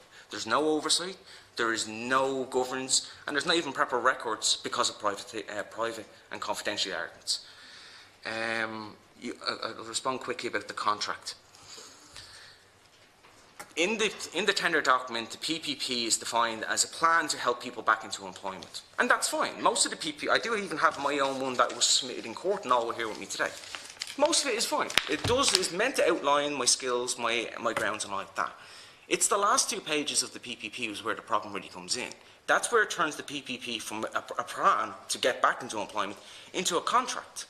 It states very clearly 3 to 4 specific terms. If you don't agree with us, we'll sanction you. If you don't provide us our information, we'll prosecute you. Now, I never know when private companies can actually prosecute someone for not sharing personal information, but according to the agreement that you do sign with Thursday Newit, you can be prosecuted if you don't share your information with them. The state will argue that this is not a contract. The state has argued in court it was a contract. I have tons of records and audio recordings from people who's been in meetings, all have the same thing saying, you signed the contract or you will be sanctioned. But sanctions the contract term didn't come from me or any of the record. It actually came from the department themselves. One of the things that most people don't realise is that I do check the records out. And there is 2 specific dates on when the state actually done joint information sessions on the JobPath programme. I outlined them in my timeline. The first one was on the 26th of July 2013, where 2 information sessions were held by the Department of Social Protection. I did provide the list of everyone who's attended that meeting to the committee today I have. The second one was on the 7th of November 2013. A joint information session was held by Social Protection and Enterprise Ireland. I've also provided that presentation to you. In that presentation, under Enterprise Ireland's presentation, it clearly defines that you're to the companies that you're to contract them in 2 separate ways. So it's the department that defined this as a contract. But only unfortunately because I'm more well aware that if I agree to what the contract says, my rights are gone. I no longer have a choice. People don't get to choose what careers they get to go into or what education they have. Someone else chooses it for their profit. So basically, the people have to work for someone else's profit and no benefit to themselves. Mr. Fagan. Yeah, that's for now, yeah. Ms. Green. Yes, thank you. And again, the issues that relate to I hope I can remember now, but I think, John, one of the things that you were interested in is what happened to people who came to me who were then, that we would be working with and then were taken off. We had so many of those, it was tragic. People will know the adult education system will know that we have some wonderful programmes, both full-time and part-time. So somebody who's unemployed for over 6 months, our voluntary training opportunity scheme gives you 2 years full-time education to rebuild up to a level 5 skill or sometimes a level 6 depending on your ability. That's a fantastic opportunity. And then we have part-time programmes which would suit other people who may be looking to engage back in work and also upskill. So we had, I couldn't tell you the number now and I don't have that properly, but I could get it from our database. But there were huge numbers who were taken off programme. And we had a phrase in work, and it's well known, we were trying to, and the intro case officers themselves were trying to help us stop somebody, be Thursday Newit, as we would call it, so that we could get them in time to get them on a programme. But sometimes, somebody like the client I mentioned, I wanted him to go on a full-time programme, that very programme, but he had such a bad experience of education. He had so low skills. He hadn't got the confidence, and it was hard enough to get him to agree to my part-time programme, which was perfect for him with the mix of practical skills and doing basic IT and improving his communications. Had he taken the full-time programme, he could not have. What happened to him could not have happened. He wouldn't have been Thursday Newit. But he didn't understand. People don't understand this. They're so honest. People were coming in this situation to you, were unemployed, being made unemployed, vulnerable. They could have been. I want to just address the question that Bridge asked as well around, because we work with people who are on sickness benefits and people are out sick for a very long time. And that is.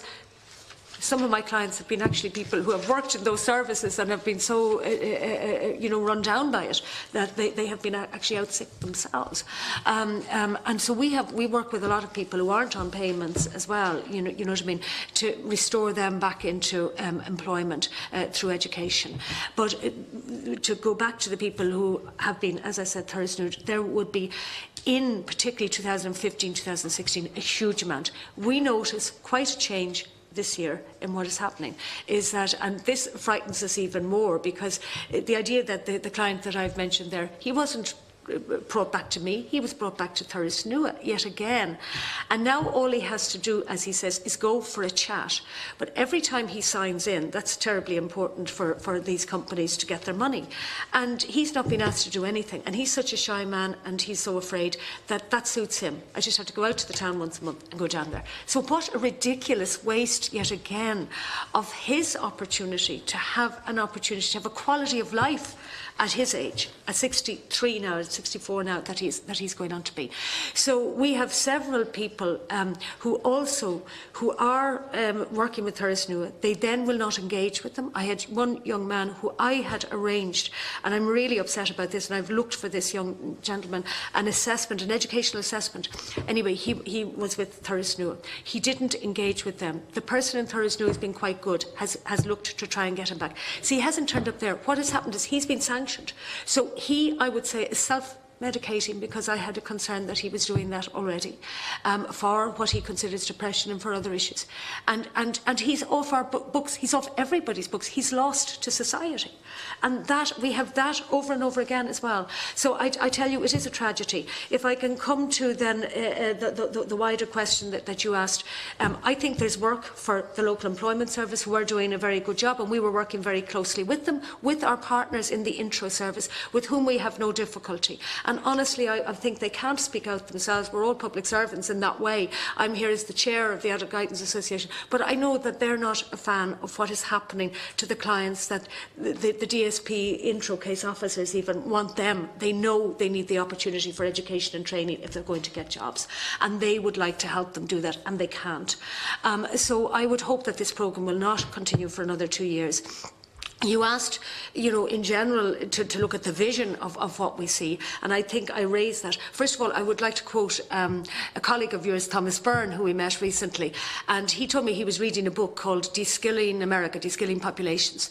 And this project is a de-skilling. You have a contradiction of the government's policy, where you have the National Skills Strategy, which is the central strategy for the Department of Education, Enterprise and Innovation, all those bodies, IBAC, everybody is on board with that strategy. The recent bulletin came out. And then you have a project that is actually taking people out of, I have it here, the National Skills Strategy, to upskill to the highest level possible.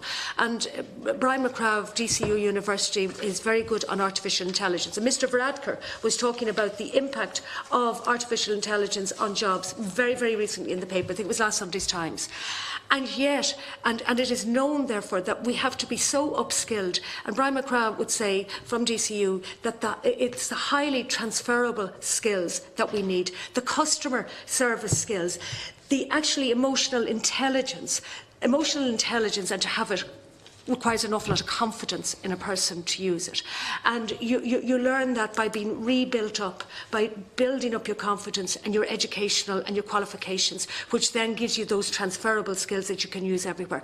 And he also said, so emotional intelligence and empathy, these were the qualities, as Brian McCraw was saying, in the new world order for the new jobs that we don't even know exist.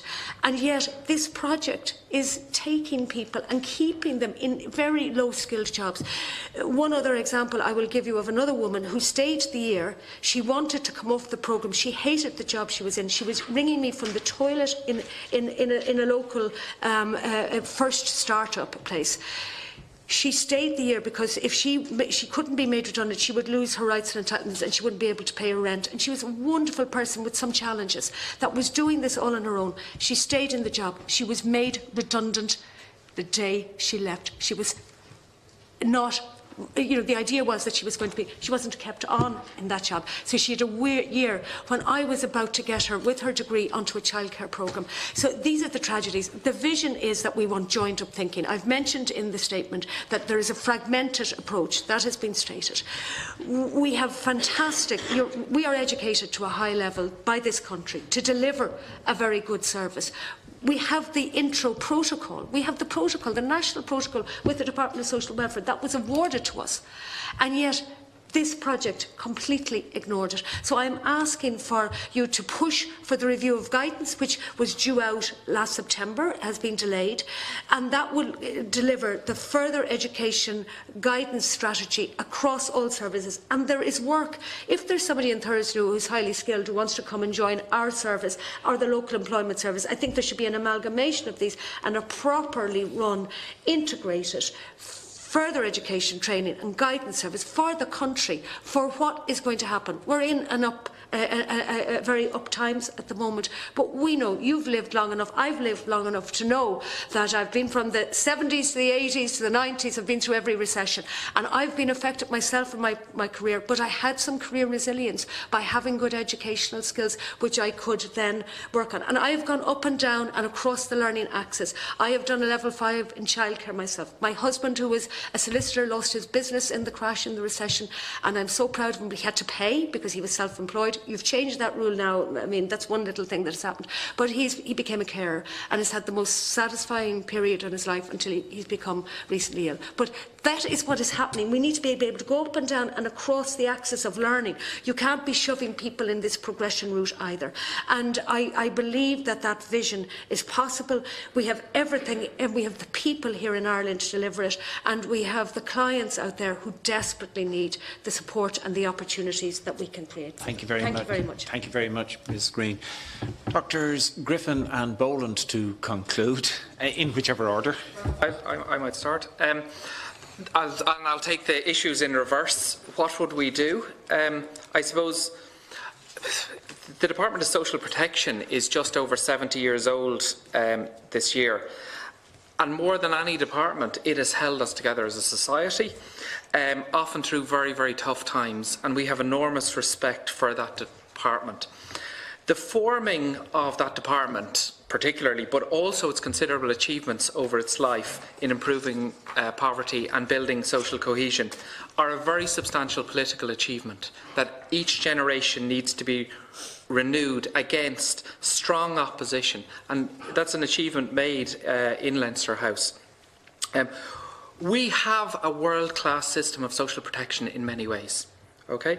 It's the envy of many other countries, up until recently, when we started photocopying failing models' homework and replicating them unsympathetically here. We need to get back to a human capital-centric approach. That is the approach that brought us to full employment. Like, when we were at international conferences, we're one of the few countries in which we were kind of reporting from that experiences full employment from time to time. We have proved that Irish people are not work shy. We got our long-term unemployment rates down to negligible levels. And so that demonstrates, that shows that the ideology of people are work shy and we need to work people over is not the problem. The problems of our labour market are the problems of our economy, and they're about industrial policy and the creation of jobs. So that's my kind of optimistic. What we need to do is get back to our core values in this area, and the core values held by most of the people working in the system that we have encountered in our research. Just to deal with the IMF EU issue, Dr. Rod Hick in the University of Cardiff's research suggests that the policy choices made here are Irish policy choices. Now, they are encoded in the deal we cut, but it is a contract, it's a deal, and it was on the Irish side that the aspiration for this form of activation came. It was not mandated. And we have a policy choice again, especially as we crest back into an era of near full employment. So, what else we should do is the core target of JobPath, worklessness, long-term worklessness, is usually and more efficiently improved by a community-based response that focuses on particular communities that experience unemployment and particular drivers of their unemployment and geographic black spots.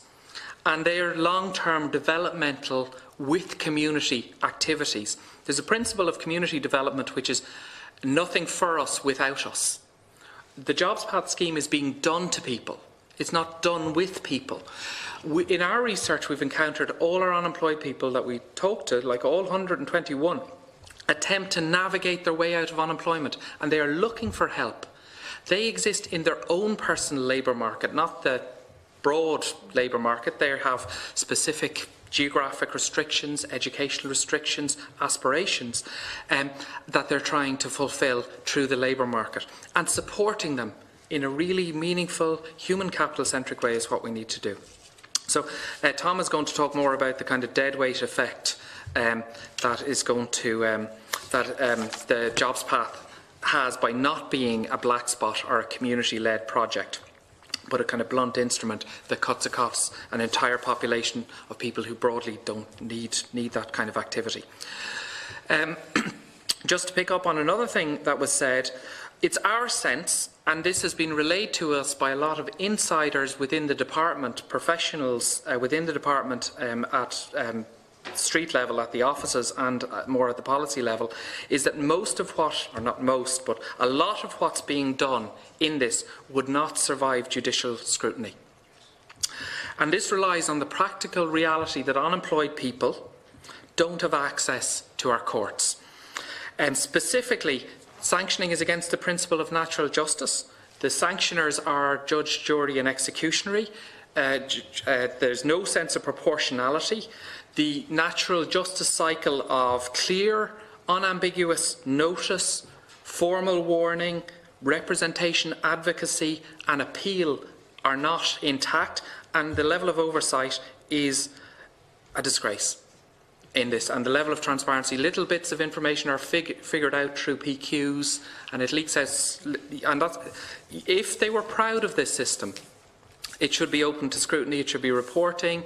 And we know this by our county-by-county data, that it doesn't appear they work to a consistent standard. There's no standard of work in which you can say, what really delivers this is the high level of appeals that are successful.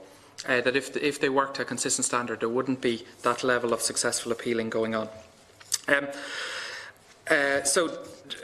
Okay, to deal with other issues.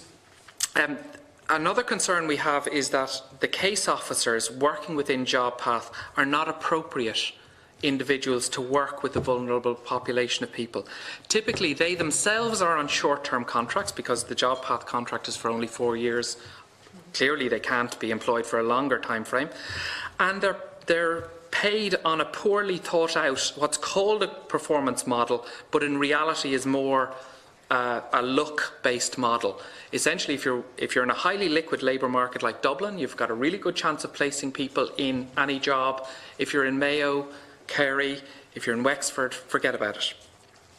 Typically, the kind of people that are case officers are business and marketing graduates, usually with an emphasis on sales experience. So while JobPath has doubled the number of caseworkers, this is done without reference to their capability, character of contract situation. And we have a fear that all this opens the state up to liability downstream, because of the kind of things that are happening here. So just to kind of conclude, before I hand it over to Tom, our sense is that JobPath doesn't work. It damages users at the point of use and long term. It damages everybody in the labour market. Because if you think the massaging of CVs, well, companies getting CVs no longer trust CVs because they have to then start validating that this isn't authentically written by the person who's applied for this job. You can't hoodwink employers through an office of the state. And our sense is that the use of outsourced providers here allows people who would have a public service ethos, or it takes them out of the loop and reduces the standard there. It is a very expensive upfront, and based on our concerns about judicial scrutiny, there may be downstream liabilities to JobPath. So. Thank you, Dr. Griffin. Dr. Boland, to conclude. Thanks very much. And taking into account that there's so much been said already, I'll try to be very specific. This issue of the case of the traveller man who had his name changed was brought up by several deputies, so I wanted to reflect on that. That data is protected by the WIT Ethics Board, and we're not really in a position to share it in a straightforward way. We publish reports, books and so on and so forth, which has anonymised data which deals with these things in brief. I think we've submitted several things to the Department of Social Protection and obviously to the Minister also.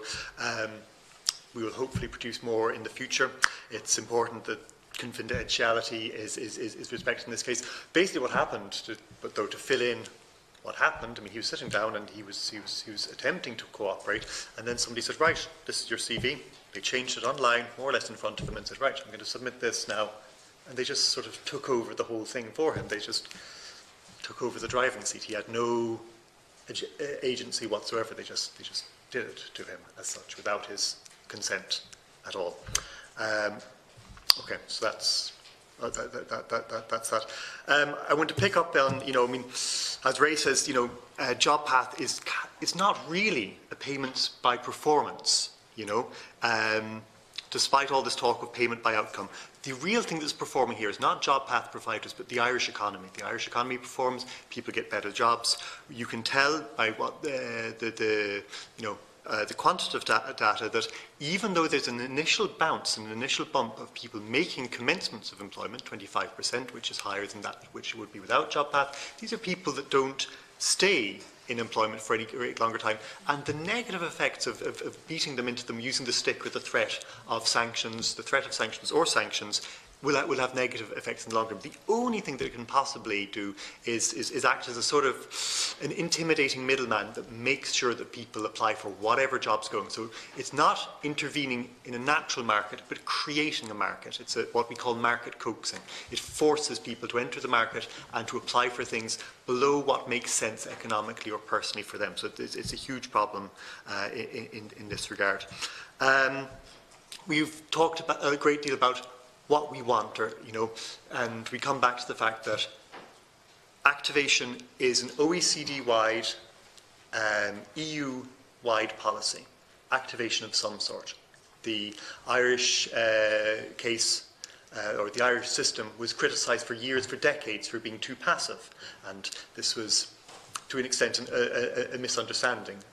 To an extent, we were active in that we provided training and back to education supports, and the thing that was missing was this thing of conditionality. And as several people have suggested already, and replying to Senator Higgins, work first doesn't work. Human capital building in education and opportunities, training, whatever it is that people choose, does work. So the thing is, though, a system will be designed to follow up some form of activation, and the question is what form of activation. And it's very clear from what we've heard today that it needs to be professionally run, that it needs to be focused on training and so on and so forth. But one of the things that, when we begin to think realistically about these things, is even if they are properly legally administered and backed up and passed by the bureaucracies with proper oversight of the Attorney General, sanctions are a part, and were previously a part, of the welfare regime, except that they were sort of a nuclear option. If you did it, you took somebody's entitlement away entirely. So now we have these smaller sanctions that are being applied very much without responsibility, without due caution. So it's clearly, we need to look at how we do these sanctions. We're not going to remove them utterly, because then there's no stick whatsoever. We really need to look at how we do sanctions. They need to be clearly signposted. They need to be not for all situations. You need to have a difference between those things which are compulsory, maybe attendance at meetings, but everything else being optional as far as possible. Then you need something in regard to making them some sort of proportionality, leniency for first offences or no first offences, a warning. In France, I believe that they have a 3 refusal system. I talked to people in Brittany, and their system appears to be you get to refuse 3 jobs first before you can even possibly be sanctioned, and they have to be looked over and are properly regulated to see that they are suitable jobs for these individuals. We can do this. We can photocopy better policy than the UK policy, I think. In doing this, in reorienting and changing the welfare system, and there will be a new system which will be trumpeted in some sort of way, it's got to undo a lot of the damage that's been done to the economy in terms of low wage and precarious kind of work, but also restore people's faith that when you go in, you will be helped, you will be supported, you will not be subject to caprice, the rules will be explained, they will be clear, and that you will be given a chance, you will be given a generous interpretation. We need to renew the sense that this is a social safety net that you can rely on, and that builds cohesion and a better economy with decent work and an expectation that if you fall on hard times, there will be solidarity and people will help you out and the state will support you. Thank you very much. Dr. Boland. Deputy Brady, we're going to conclude brief in a moment, so if you want to make a brief comment, please. Just a few observations and questions stemming out of the answers there. I suppose a couple of things that struck me there, just in the concluding remarks, that, you know, obviously JobPath doesn't work, it damages users and it damages everyone in the workforce, and potentially downstream that there could be liabilities coming as a result of JobPath. And I think that is a very, you know, it's a huge statement to make. It's something that I have said, that, you know, this is an investigation in the making, that we will be coming back to this, because I think the vast amounts of money and the issues, we know there's been High Court cases stemming out of it, and I think that is only the beginning of it. I just want to touch on the whole issue of sanctions. And it ties in with core values, and we need to get back to core values. But I think that the sanctions is, you know, it's, you know, you mentioned all the words oversight, accountability, all of those, absolutely. But the problem I have, and the problem that many people have, and you mentioned core values, is the perception that this is coming from sanctions are imposed by intro offices. And I know many fantastic people with real core values working within the intro offices, trying to stop people getting into tourist nude or whatever terminology we want to put on it. And we're opposed to this privatisation from the outset. It was imposed without their input, consultation, and any of that.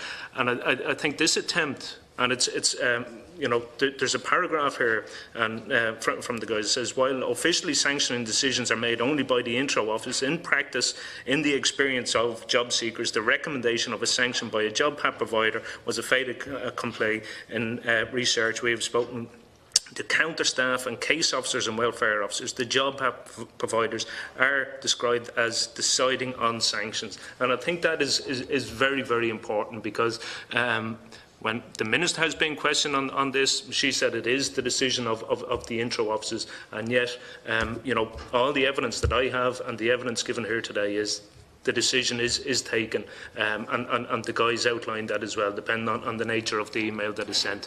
So I think that is important. Thank you. I think it was Jeff or Damien mentioned in terms of the contracts and this the whole rolling sanctions. And you made reference to in the contract that they could only impose sanctions up to 9 weeks. Then the job seeker had to go back onto benefit or whatever. So if you could send that section over to us, just so we could see that. And just one further point here, look, with your indulgence. And Ms. Green, in her initial contribution, she spoke about the PEX 1 and, you know, people 3 months unemployed, and, you know, being critical to get those back in, because they're more employable at this stage. And we know that when JobPath was rolled out, it was for, I'll just quote here, I can't find it. Oh, yeah. The purpose of JobPath is an approach to employment activation which caters mainly for people who are long-term unemployed over 12 months. And we know that was how it was initially rolled out. And they have completely deviated away from that.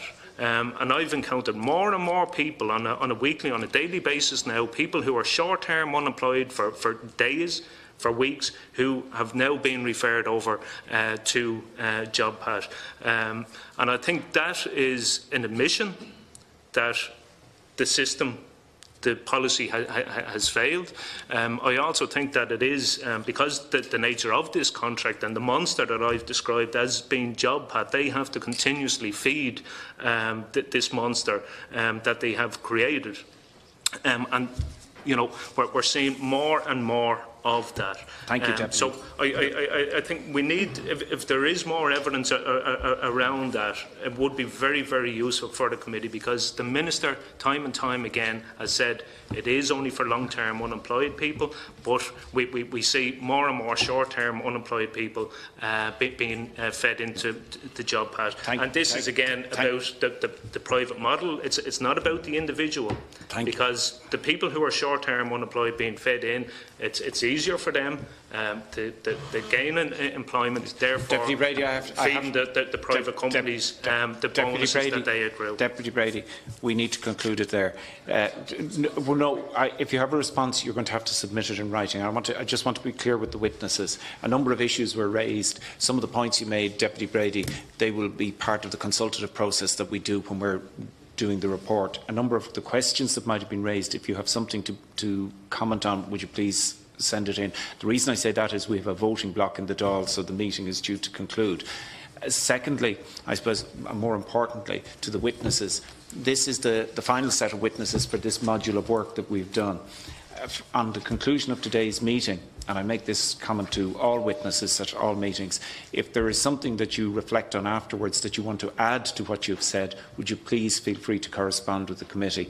And the reason I say that is we will shortly start drafting a report based on the hearings. And as I say, you are the last group of witnesses there.